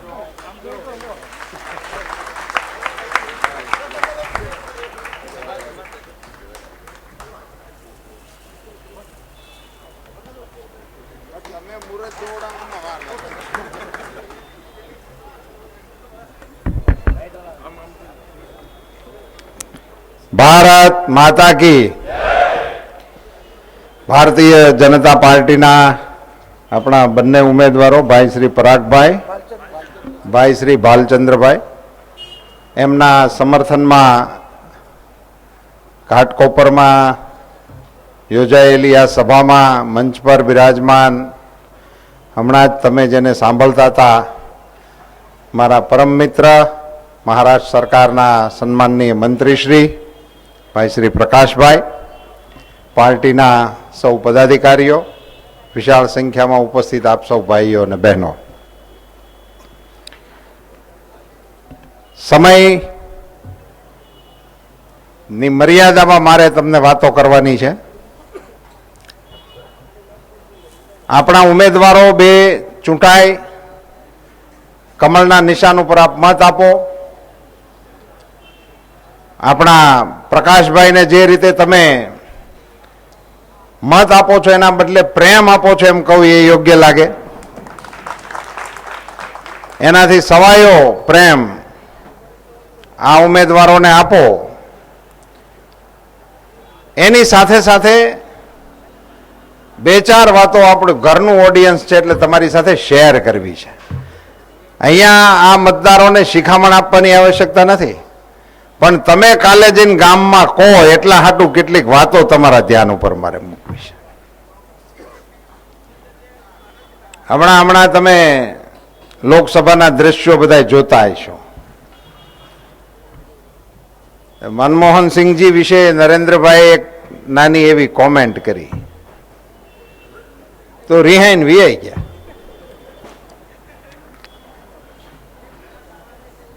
હવે કીધું તું ખાલી એટલું કે બાથરૂમમાં નાયા પણ કોરે કોરા બારા નીકળ્યા, આટલી જ વાત હતી. એમાં કઈ બીજી કોઈ મોટી એવી અઘરી કોઈ ગાળ ભેળ કે એવું તેવું કશું નામ સાહેબ નરેન્દ્રભાઈ એની ઉપર તો સરસ્વતીની કૃપા છે એટલે એણે આવું બધું કઈ બોલવાની આવશ્યકતા ના હોય. અને એ વાત સાચી વાતને એણે એક આપણી દ્રષ્ટાંતની રીતે રજૂ કર્યું હતું કે ભાઈ આ માણા બહુ હોશિયાર કહેવાય એમ. આખો કોરો નીકળી ગયો 10 વર્ષમાં એમ. દર અઠવાડિયે કૌભાંડ થતા હતા. કૌભાંડનું એવું માપ નહોતું એમ. એક વખત તો મને યાદ છે મુંબઈની કોઈ એક વિધાનસભાની ચૂંટણીમાં હું સભા કરતો હતો અને હું એક કૌભાંડ અંગેની ચર્ચા કરતો હતો તો પાછળથી કિરીટભાઈ સોમૈયાએ ચિઠ્ઠી મોકલી કે આ તો જૂનું થઈ ગયું છે, આજનું આ તાજા સમાચાર આવ્યા છે એની વાત કરો. એટલી બધી સરસ રીતે કૌભાંડોનું આયોજન એ વખતે થતું હતું અને 10 વર્ષ સુધી આટલા સિલસિલાબંધ કૌભાંડો થયા. એક કૌભાંડની રકમ 1,86,000 કરોડ, એક જ નહીં. લિસ્ટ આખું છે ને આપણે નગરપાલિકાના હિસાબ કિતાબમાં આવડો મોટો બોજો ન નખાય. આ તો ઉદાહરણ તરીકે આમ આપણે વરાના ભાત કરતા હોય ને તો બધા દાણાને કઈ દબાવવાનું ન હોય, બે ને દબાવી જવો ખબર પડે સોકડી સડી ગયેલી છે તો ઉતારી લેવાય. એટલે એક નમૂનાનો એમ 1,86,000 કરોડ એક જ કૌભાંડના. અને આવી તો વણઝાર હતી, પણ એમાં ક્યાંય વડાપ્રધાનનું નામ નહોતું. બાજ ઝપાટે જાય ત્યારે છોગાળા છટકી જાય, કાગડાના કોઈ દી કારહે ન આવે, ચકલા ચૂંથાઈ જાય. એ નિયમ પ્રમાણે આ બધું થતું હતું. હવે આ વાત વડાપ્રધાને કીધી એમાં તો એ રિહાઈને વી ગયા, લજામણીના છોડ જેવા થઈ ગયા છે, એમ એડ્યું ન થાય એમ. એટલે તમને આટલું કીધું એમાં આકરું શું લઈ ગયું? તમારા અધ્યક્ષા શ્રીમતી સોનિયાબેન ગાંધી ગાંધીજીની ધરતી ઉપર ગુજરાતમાં આવીને અમારી ધરતી ઉપર આવીને એમ બોલ્યા હતા કે નરેન્દ્ર મોદી મોતનો સોદાગર છે. ત્યારે આ તમારી આખી સંસ્કાર લીલા આખી પાર્ટીની કોના પેટમાં ઘરી ગઈ હતી? ક્યાં ગઈ હતી આખી પાર્ટી? ત્યારે તમને કેમ એવું માઠું નહોતું લઈ ગયું? ત્યારે આ નરેન્દ્ર મોદીને તમે મોતના સોદાગર, હિટલર, આ બધું તમે અહીંયા આવીને સંભળાવતા હતા અમને. અને આમાં સહેજ તમને સાચું કીધું તો એમાં તમને હોરવું શું વી ગયું? પણ આ મિત્રો આપના ધ્યાન ઉપર વાત એટલા માટે મારે મૂકવી પડે એવું હતું કે 30 વર્ષ પછી લોકશાહીમાં કોઈ એક પાર્ટીને સ્પષ્ટ બહુમતી હિન્દુસ્તાનની જનતાએ આપીને એક નવો યુગ શરૂ કર્યો. અને એને કારણે દેશમાં કેટલાય પરિવર્તનો આવ્યા છે. આઝાદીમાં આપણે તો ભાગલા પીડ્યા ત્યારની જ પીડા ભાગમાં આવી હતી. આપણે પાડોશમાં ભાઈ ભાગે 2 બલ્લા આવી, ભાઈ ભાગે આવી, એમાં તમે શું કરો એમ? પાડોશી કઈ આપણે પસંદ નથી થતા. એ તો જે હોય એ આવે, આપણે મકાન રાખી પછી પૂછપરછ કરી ખબર પડે કે આ ભાઈ છે, આપણે એને પાલવવા પડે. એમાં આપણે આ ભાઈ ભાગે આવ્યા. આટલા દિવસના ઇતિહાસમાં કોઈ દી હારા સમાચાર સીમાડેથી આવ્યા નહીં. રોજની પળોજણ. પહેલી વખત ભારતીય જવાન, આપણા સેનાના જવાનોએ સરહદ ઓળંગી એની સીમામાં જઈને ઠોકી નાખ્યા. મિત્રો, એ જવાનોને વંદન કરવા જોઈએ, એ સિપાહીના સન્માન કરવા જોઈએ, એને બિરદાવવા જોઈએ, એની માતાઓને વંદન કરવા જોઈએ. આવા મરદ બચ્ચાઓને જન્મ આપ્યો છે. એને બદલે આ નફટ વિરોધ પક્ષો આમાં શું કર્યું કે એના પુરાવા આપો. બોલો, અંધારી રાતે જાનની બાજી લખાવીને મોતને મુઠ્ઠીમાં લઈને જે જવાનો આવું આતંકવાદીઓ સામે લડવા જાય એના પુરાવા માંગવાના.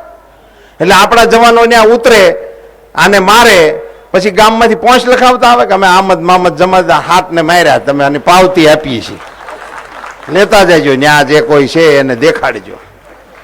શું થયું છે તમને લોકોને? ખરેખર આ વિપક્ષોને ઓળખી લેવા જેવો સમય આવ્યો છે મિત્રો. એની જ વાત મારે તમારી સાથે શેર કરી. જેમ સરહદ ઉપર સર્જિકલ સ્ટ્રાઇક થઈ, એના પુરાવા માંગો છો તમે? આ તો આમનું હાલતું નથી. નહીતર એ રામાયણમાં સુધારા કરાવે. આ રાવણનો વધ કર્યો યોગ્ય નથી લાગતું એમ. એને તો માઇલ્ડ હાર્ટ એટેકનો પ્રોબ્લેમ હતો, એમાંથી એ મરી ગયો હતો. આપણે ક્યાંય ધનુષ બાણ ગોતવા જવા રામના? એના પીએમના કાગળિયે ક્યાંથી કાઢવા? તમને થયું છે શું? અને કેટલું તમે કેવી રીતે લોકોની સામે વાત કરો છો દેશના વિપક્ષ તરીકે? અમે વિરોધ પક્ષમાં હતા જ ને અત્યાર સુધી ભાઈ. અમને તો વિપક્ષ પ્રત્યે માન છે યાર. અમારી તો જાજા ભાગની ઇનિંગ જ વિપક્ષમાં ગઈ. આ તો હવે હમણાં વારો આવ્યો છે તમારી પાસે ફિલ્ડિંગ ભરાવીએ. અમે તો દાવ બહુ દીધો તમારો. હવે થોડોક દાવ અમે લઈએ છીએ તો અંચઈ હેના કરો છો? દડા વીણો.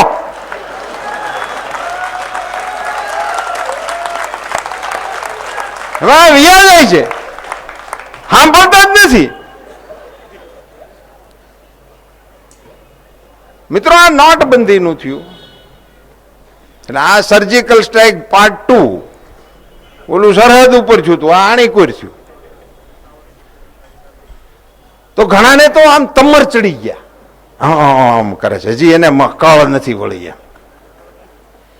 ત્યાં સંસદની અંદર અમારી રાજ્યસભામાં પ્રકાશભાઈ વિપક્ષના તમામ આગેવાનોએ ભાષણ કર્યા છે નોટબંધી ઉપર.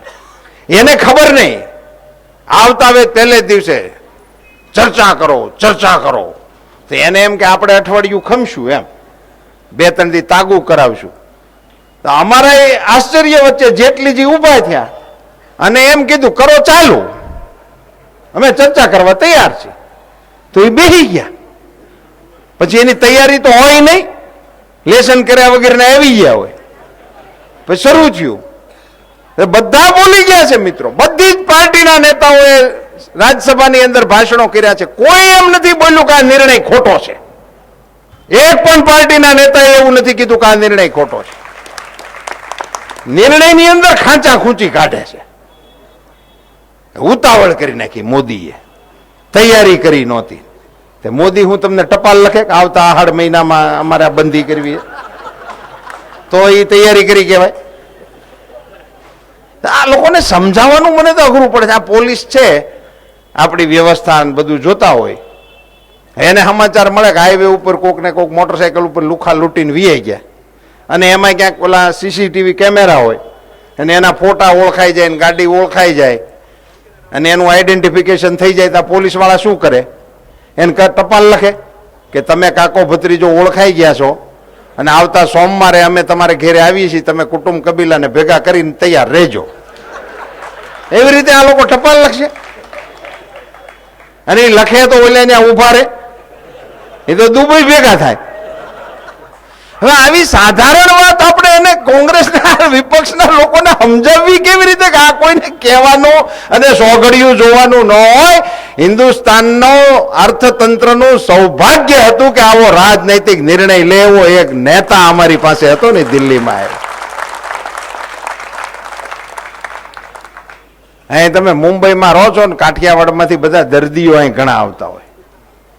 અમારી બાજુ એવું ચલણ કે બહુ અઘરો કેસ આવે એટલે કે મુંબઈ લઈ જાઓ, એટલે અહીં તમને સમાચાર આવે ને તમે ખબર કાઢવા જાઓ ને ટિફિન લઈને જાઓ ને એવું બધું થાય છે ને એમાં તમે મદદ કરો છો બધા.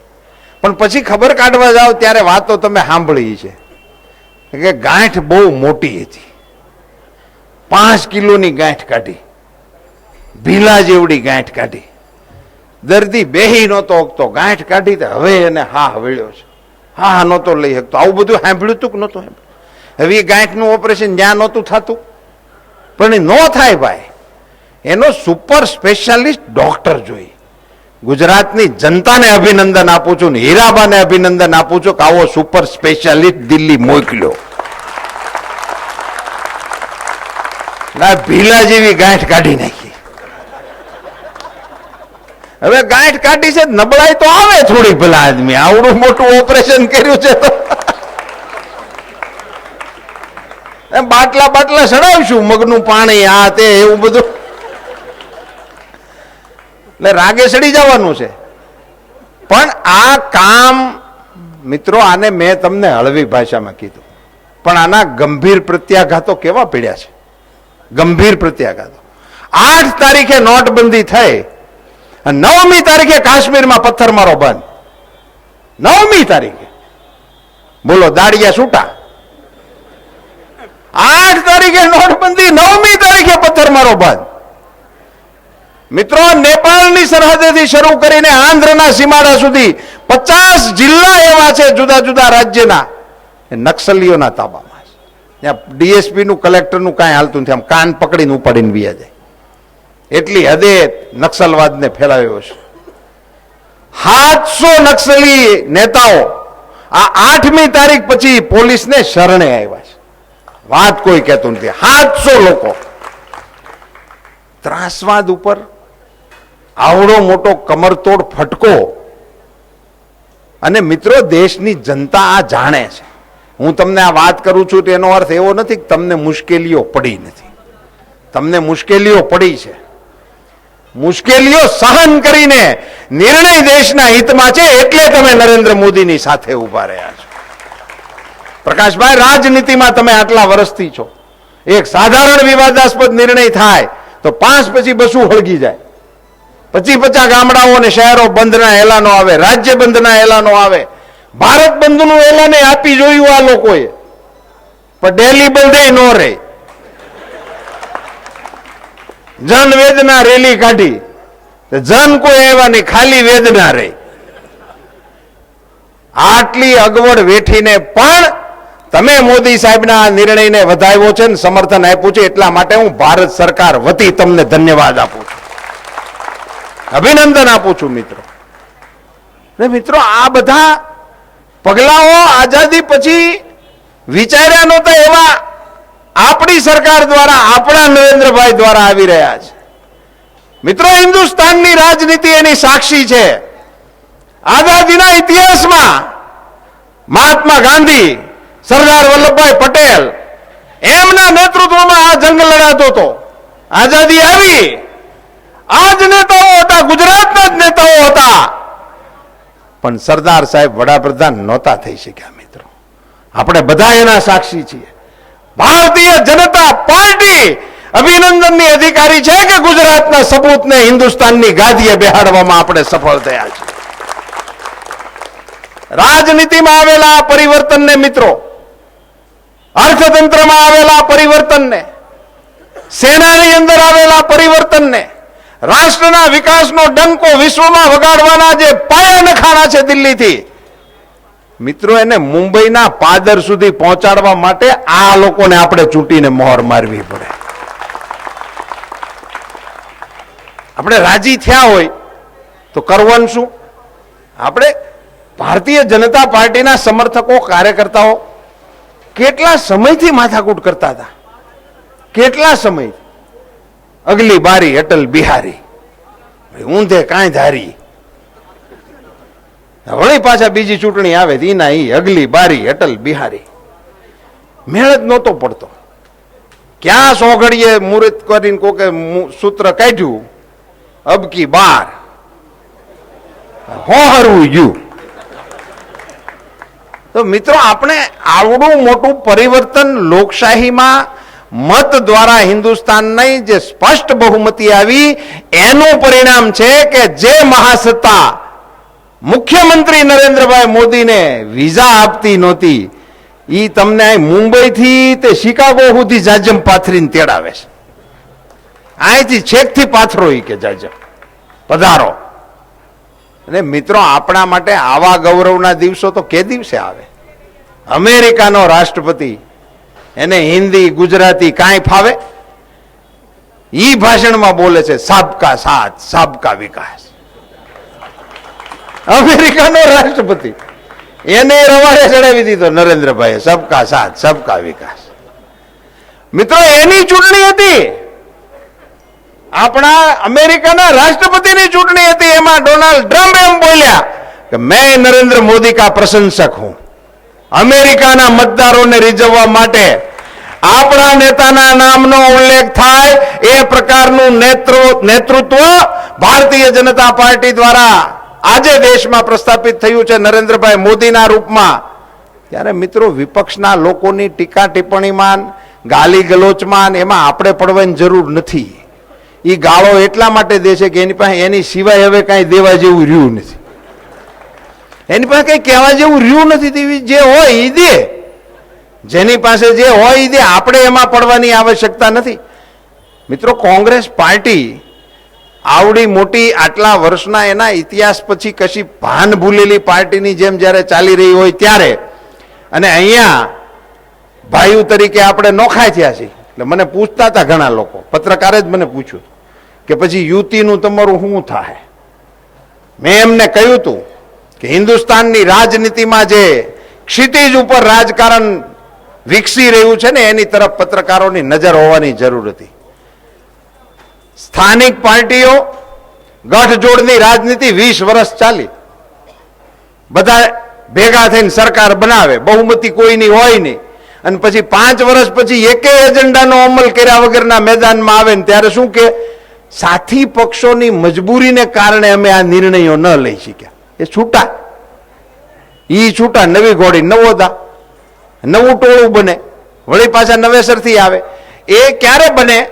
રાષ્ટ્રીય પક્ષો જ્યારે નબળા પડે ત્યારે, અને રાષ્ટ્રીય નેતૃત્વ નબળું પડે ત્યારે આ પ્રકારની રાજનીતિ પાંગરતી હોય છે. આજે વિશ્વની સૌથી મોટી સંખ્યા ધરાવતી પાર્ટી એ ભારતીય જનતા પાર્ટી છે, અને વિશ્વનું શ્રેષ્ઠતમ નેતૃત્વ જેને આજે ગણાવી શકાય.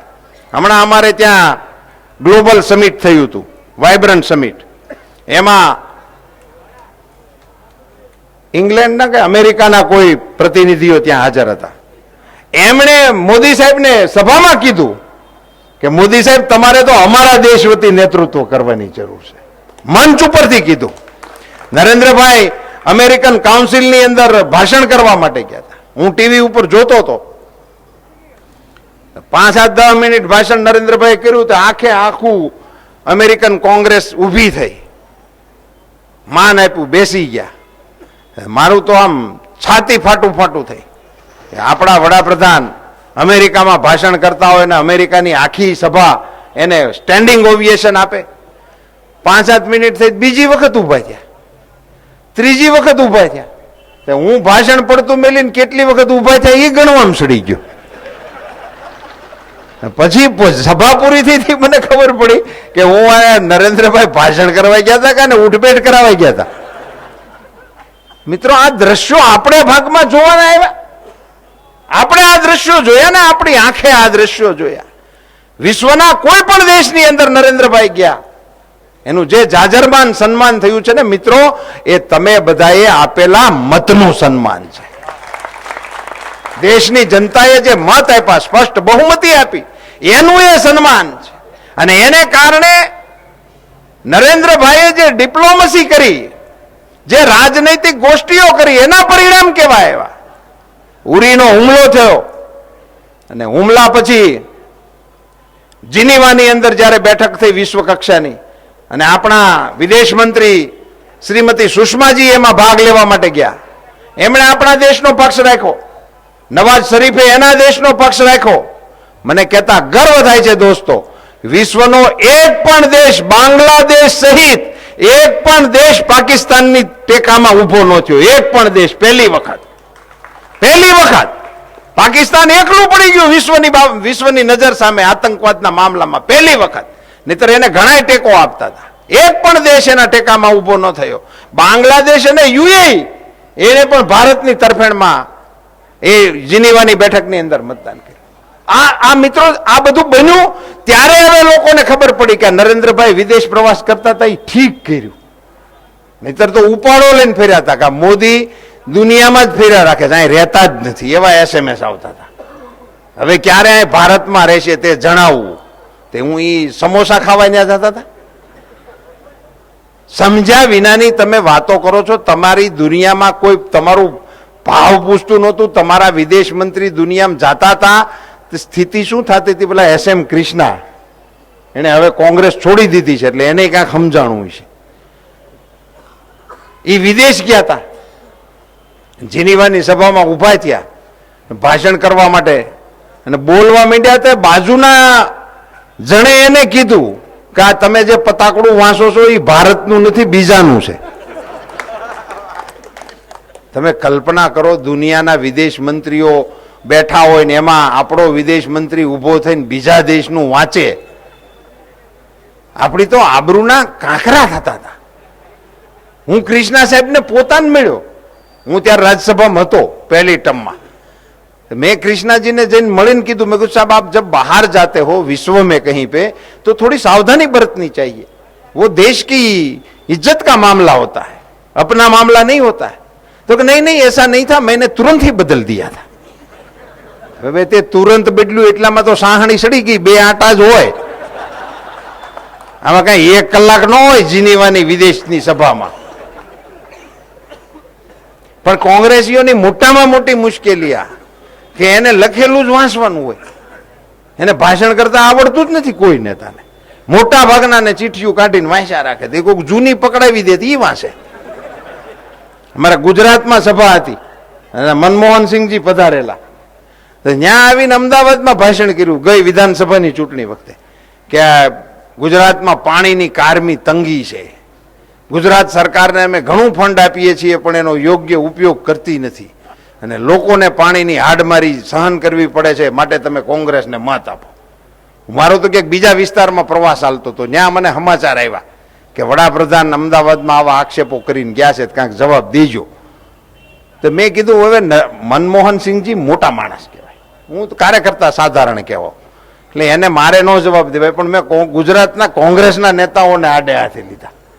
મેં કીધું તમે આ વડાપ્રધાન જેવો માણસ આવે અમારી સામે સભા કરવા, તો એને કંઈક માહિતી તો આપતા હો અમારી સરકારની, અને અમારી યોગ્ય ટીકાઓ એને કરવી જોઈએ. એને અમારી બજેટની ખામીઓ કાઢવી જોઈએ, એમણે અમારી સરકારની પોલિસીઓ હોય એની કોઈ ક્ષતિઓ બતાડવી જોઈએ, અમારા અર્થતંત્રની ખામીઓ દેખાડવી જોઈએ, કોઈ યોજનામાં ભૂલો હોય તો એને ઉજાગર કરવી જોઈએ, એની ઉપર એને ભાષણ કરવું જોઈએ, ટીકા કરવી જોઈએ. તો એને અમે આવકારીએ. વડાપ્રધાન જેવો માણસ, પાણીની તંગી 2012માં અમદાવાદમાં અમરસિંહભાઈના વખતે હતી એ બધી તંગી, ત્યારે અમદાવાદથી રાજકોટ ટ્રેન પાણીની ગઈ હતી. એ દિવસો એ વખતના હતા. અત્યારે તો અમદાવાદથી દૂધની ટ્રેન દિલ્હી અમે મોકલીએ છીએ, પાણીની નહીં. પણ હવે ઓ લોકો અમરસિંહભાઈ વખતનો હશે, ઈ કોટ પહેરીને ગયેલો અમદાવાદ લેવાથી, એને ઈ પતાકડું કાઢી દીધું 2012માં પાણીની તંગી. આ માનસિકતા સાથે જે પ્રકારે મિત્રો આ દેશમાં રાજનીતિ ચાલે છે, એમાંથી વિકાસની વાતને પાયામાં નાખવાનો, વિકાસના આધાર ઉપર રાજનીતિ કરવાની વાત આ દેશમાં પહેલી વખત નરેન્દ્રભાઈ મોદીએ કરી. મિત્રો ત્યાં સુધી વિકાસની વાત પાયામાં હતી જ નહીં. આજે આ ચૂંટણીઓ હાલે છે રાજ્યોમાં, હજી સુધીના કોઈ પણ પાર્ટીના પોલિટિકલ એજન્ડામાં મેં એવું ક્યાંય નથી વાંચ્યું કે તમે અમને મત આપો, અમારી સરકાર બનાવી દો, અમે તમને 24 કલાક વીજળી આપશું. એવું હજી સુધી કોઈ પોલિટિકલ પાર્ટીના ચૂંટણી ઢંઢેરામ નથી આવ્યું. લેપટોપ આપી દેવું, બીજું આપી દેવું, ટીવી આપી દેવું, ઘર આપી દેવું, એવું બધા લખે છે. જેની પાસે જેવી સગવડ એવું આપી દેવું કે પછી ક્યાં કઈ આપવું હોય. પણ આવી વાતો કરે છે, પણ કોઈ આ વાત નથી કરી. જે એજન્ડામાં લખવાની હિંમત નથી, ઈ કામ ગુજરાતમાં નરેન્દ્ર મોદીએ મુખ્યમંત્રીના રૂપમાં કરી નાખ્યું હતું. ચૂંટણી ઢંઢેરામાં લખવાની હિંમત નથી, એ આપી દીધું હતું. મિત્રો, વડાપ્રધાન બન્યા પછી એમને ખબર પડી કે 18,000 ગામડા હિન્દુસ્તાનના હજી લાઇટ વગરના છે. 2017ની સાલમાં, 2017માં 18,000 ગામમાં વીજળી નથી પહોંચી.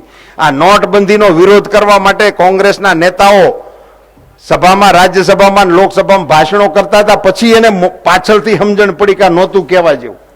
એમણે શું કીધું? આટલા ગામોમાં તો વીજળી નથી, ત્યાં તમે આ ડિજિટલનું કરશો કેવી રીતે? આટલા ગામડામાં તો ઇન્ટરનેટ નથી, આટલા ગામડાઓમાં તો બેન્કિંગ નથી. નથી નથી નથી નથી એવું બધું બોલ્યા પછી બપોર પછી કોઈક પત્રકારે એને પૂછ્યું કે તમે આ નથી નથી કહો છો, એ તો તમારું રિપોર્ટ કાર્ડ કહેવાય. તમે જતા 60 વર્ષ કર્યું હું? આ કયા કોના હાટું તમે બાકી રાખીને ગયા હતા? આ નોટબંધી માટે બોલ્યા, પણ કર્યું જ નથી તમે, એનું નક્કી છું ને. મિત્રો, 18,000 ગામોને વીજળી પૂરી પાડવા માટેનો પ્રોજેક્ટ ગુજરાતના ધોરણે ભારતમાં નરેન્દ્રભાઈએ જાહેર કરી દીધો. અને આ 1 વર્ષની અંદર આખા ભારતના એક પણ ગામડામાં વીજળી ના હોય એ પ્રકારનો કાર્યક્રમ થશે. આ પહેલી વખત 70માં આવું કરવાનું બધું, 2017માં આપણે આ કાર્યક્રમો કરવાના. તો સરકારોએ કર્યું શું? એ પ્રશ્ન પૂછવા જેવો મન થાય એ પ્રકારની જે સરકારો ચાલી છે મિત્રો. અને એમાંથી જ્યારે આપણે બહાર નીકળ્યા છીએ, એક નવો રાજકીય યુગ શરૂ થયો છે, સ્પષ્ટ બહુમતીનો યુગ શરૂ થયો છે. અને મારે તમને અભિનંદન આપવા છે મિત્રો કે નરેન્દ્રભાઈને તમે જેમ વડાપ્રધાન બનાવવામાં મદદ કરી, એવી રીતે આઝાદી પછી મહારાષ્ટ્રની અંદર પણ મુખ્યમંત્રી ભારતીય જનતા પાર્ટીના દેવેન્દ્ર ફડણવીસને બેસાડવા માટે તમે પહેલી વખત ભારતીય જનતા પાર્ટીનો મુખ્યમંત્રી બન્યો. 122 ચૂંટાણા ને તમે, 123 ધારાસભ્યો ભારતીય જનતા પાર્ટીના ચૂંટાણા. તમે આમાં 123 ઉટાડી ગયો એટલે ભયો ભયો. આપણે એમને ધારાસભા વાળું એટલા ને એટલું ચાલુ રાખો, જાજુ પછી થાય તો વધારાની વાત છે, વધઘટ લેવી દેવી, પણ 123 નું રાખો.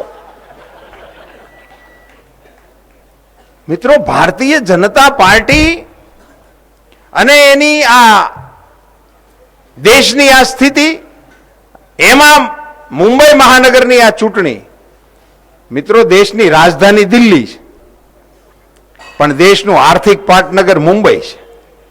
અને આર્થિક પાટનગરનો વહીવટ સોંપવા માટેનો આ વિષય છે. અને પહેલી વખત ભારતીય જનતા પાર્ટી, તમામ સીટો ભારતીય જનતા પાર્ટી એકલે હાથે ચૂંટણી લડી રહી છે. ભારતીય જનતા પાર્ટી મુંબઈ એકમના કાર્યકર્તાઓને હું અભિનંદન આપું છું કે લોકશાહી ઢબે મુંબઈ મહાનગરની ચૂંટણી લડવા માટેનો નિર્ણય કર્યો માટે હું એમને અભિનંદન આપું છું, ધન્યવાદ આપું છું. અને મિત્રો આપ જોજો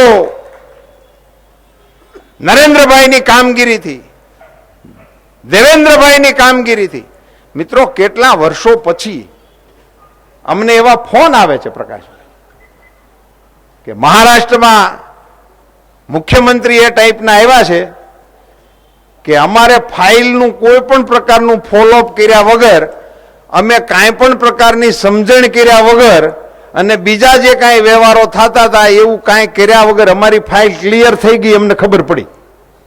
આ પ્રકારના સમાચારો અમને બહાર મળતા થયા છે. આ નાની વાત નથી, આ કહેવું હેલું છે, પણ એનાથી આઘું રહેવું બહુ અઘરું છે. પૈસા આવે ને ત્યાં ભલભલા પીગળી જતા હોય છે. દેવેન્દ્ર ફડણવીસે મુખ્યમંત્રી તરીકે એની સામે એક પણ આક્ષેપ થાય એ પ્રકારનું કોઈ કામ આજની તારીખ સુધીમાં થયું નથી. નરેન્દ્ર મોદીને 2.5 વર્ષ થયા હિન્દુસ્તાનની ગાદી ઉપર બેઠા પછી, 2.5 વર્ષ, પોણા 3 વર્ષ જેટલો સમય પસાર થઈ ગયો, હજી એની સરકાર સામે કોઈએ ભ્રષ્ટાચારનો આક્ષેપ કર્યો નથી. અને મિત્રો આ જ પરંપરાને મુંબઈ મહાનગરની અંદર દાખલ કરવી હોય અને આ પરંપરાને તમારે સમર્થન આપવું હોય તો આ બંને ઉમેદવારોને જંગી બહુમતીથી જીતાડવા માટેનું તમારે મતદાન કરવું પડે. અને જીતાડી દો એટલે આ સભા હારી થઈ ગઈ એટલે જીતી જાય એવું નથી થતું ભાઈ. આમાં 21 તારીખે થોડીક મહેનત કરવી પડે, 21 તારીખે સમયસર ઉઠવું પડે અને 21 તારીખે પ્રવાસનો કાર્યક્રમ નથી કરવાનો. નગર હું કે રજા છે હાલો મારી આંટો, એવું બધું કશું કરવાનું નથી. પણ 21મી તારીખે આપણો મત તો પડે જ, પણ આપણે કેટલા મત અપાવી શકીએ છીએ એટલી મહેનત પણ આપણે કરવી જોઈએ. મિત્રો આ લોકશાહીની એક પવિત્ર ફરજ છે આપણી. મિત્રો આમાં કશું આપણે કોઈની ઉપર ઉપકાર નથી કરતા. આપણે આપણા ઉમેદવારોને ચૂંટાવવા હોય તો આપણે મત આપવા માટે તો નીકળવું પડે. અને એક મતના કારણે હિન્દુસ્તાનની રાજનીતિ બદલી જાય છે. એવડું મોટું જે મતનું મૂલ્ય છે મિત્રો, એને એમનેમ જવા ના દેવાય અને એમનેમ આપી પણ ના દેવાય. અહીંયા જેટલા ભાઈઓ ઉપસ્થિત છે, જેટલી બહેનો માતાઓ ઉપસ્થિત છે, અને મારી વિનંતી છે, તમે ઘેરે જશો એટલે પૂછશે તો ખરા ક્યાં ગયા હતા. એટલે તમે શું કહેશો, હવે ભાઈ સભા હતી એમાં તમને ન ખબર પડે. હવે બધું બહેનોને આપણી કરતા વધારે ખબર પડે છે. એ વાતમાં તો તમે સંમત હશો. તો ઘેરે જઈને કહેજો કે 21મી તારીખે આજની સભામાં રૂપાલા રૂબરૂ આવ્યો હતો ને એણે કીધું છે કે આપણે સવારમાં હાથમાં હાથ નાખીને મતદાન કરવા જવાનું છે. થોડું હિંમતનું કામ છે પણ કરજો. કરશો? હાથ ઊંચો કરો જોઈએ. એટલે જેને હોય એ જ કર્યા, જુવાનડાઈ કરે છે. એટલે એને આવતી ચૂંટણીમાં એ વ્યવસ્થા થઈ જશે. અને મિત્રો આપણે તો આ નગરપાલિકાની ચૂંટણીનું કામ આપણે ઘરમાં રાગે ચડી જાય ને આ બાને. અને મિત્રો હું તો એમ કહું છું કે આ ચૂંટણીના વાતાવરણને ઉન્માદી વાતાવરણમાં બદલાવવાને બદલે, તોફાની વાતાવરણમાં બદલાવાને બદલે ગીત ગાતા ગાતા લોકશાહીના પર્વની ઉજવણી કરીએ છીએ એ ઢબે મતદાન કરવા માટે નીકળો એવી વિનંતી કરવા માટે આવ્યો છું. આપ સૌ લક્ષ્મીનારાયણ સ્વરૂપે મતદાન કરવા નીકળો એવી વિનંતી કરું છું. નીકળવાના છો? પ્રકાશભાઈ, આ જે બૂથના છે કાર્યકર્તાઓ, ત્યાં તમે વિડીયો લગાડજો અને હવારમાં આ લોકો લક્ષ્મીનારાયણ સ્વરૂપે ઉત્સવના સ્વરૂપમાં મતદાન કરતા નીકળતા હોય એનો વિડીયો 9 વાગ્યામાં દિલ્હી પોગે એવી વ્યવસ્થા કરો. નરેન્દ્રભાઈ મોદીને ખબર પડે ઘાટકોપરની અંદર મતદાન થઈ રહ્યું. આ પ્રકારની વ્યવસ્થા આપણે અહીંયાથી થાય. અત્યાર સુધીમાં ક્યારેય મત ન પડ્યા હોય એટલા મત પડે અને પ્રકાશભાઈની કરતા પણ જંગી લીડ સાથે આ ઉમેદવારો ચૂંટાય એ પ્રકારનું મતદાન આ વખતે આપણે કરવું જોઈએ. અને મિત્રો કલર ફેરવી નાખે કોઈ માણા એટલે ઘાટકોપરની જનતાનો મતે ફરી જાય. અહીં કોઈ કાકીડાઓની વસ્તી છે કે કલર ફરે એ પ્રમાણે બધું ફેર્યા રાખે. સવાર સુધી આયા હોય, સાંજે બીજે હોય, બપોર પછી ત્રીજે હોય. આ પ્રકારની માનસિકતા વાળી રાજનીતિને મિત્રો ડિપોઝિટ જાય એ પ્રકારનું મતદાન કરો. મૂલ્યો આધારિત રાજનીતિની વાત આ દેશમાં દેશના નેતાઓ જ કરશે તો નહીં ચાલે. દેશના મતદારો મૂલ્ય આધારિત મતદાન કરવાનું શરૂ કરશે એટલે ઉપરવાળા આપોઆપ સીધા થઈ જશે. ક્યાં સુધી આપણે આ પ્રકારની રાજનીતિને પ્રોત્સાહન આપીશું? આપ સૌને મારી વિનંતી છે કે 21મી તારીખે આ ઉમેદવારો, પાર્ટીના આગેવાનો, મંત્રીઓ, ધારાસભ્યો એ તો એમનું કામ કરશે જ. આપણે મતદાર છીએ, આપણા મતના માલિક છીએ. આપણે પણ સામે ચાલીને મતદાનને દિવસે પોતાની સક્રિયતા દેખાડીએ. આપ સૌ આ પ્રકારનું મતદાન કરશો એવી વિનંતી કરીને વિરમું છું. ભારત માતા કી જય. बहुत बहुत धन्यवाद पुरुषोत्तम जी। आज की सभा यहीं पर समाप्त होती है। कल शाम को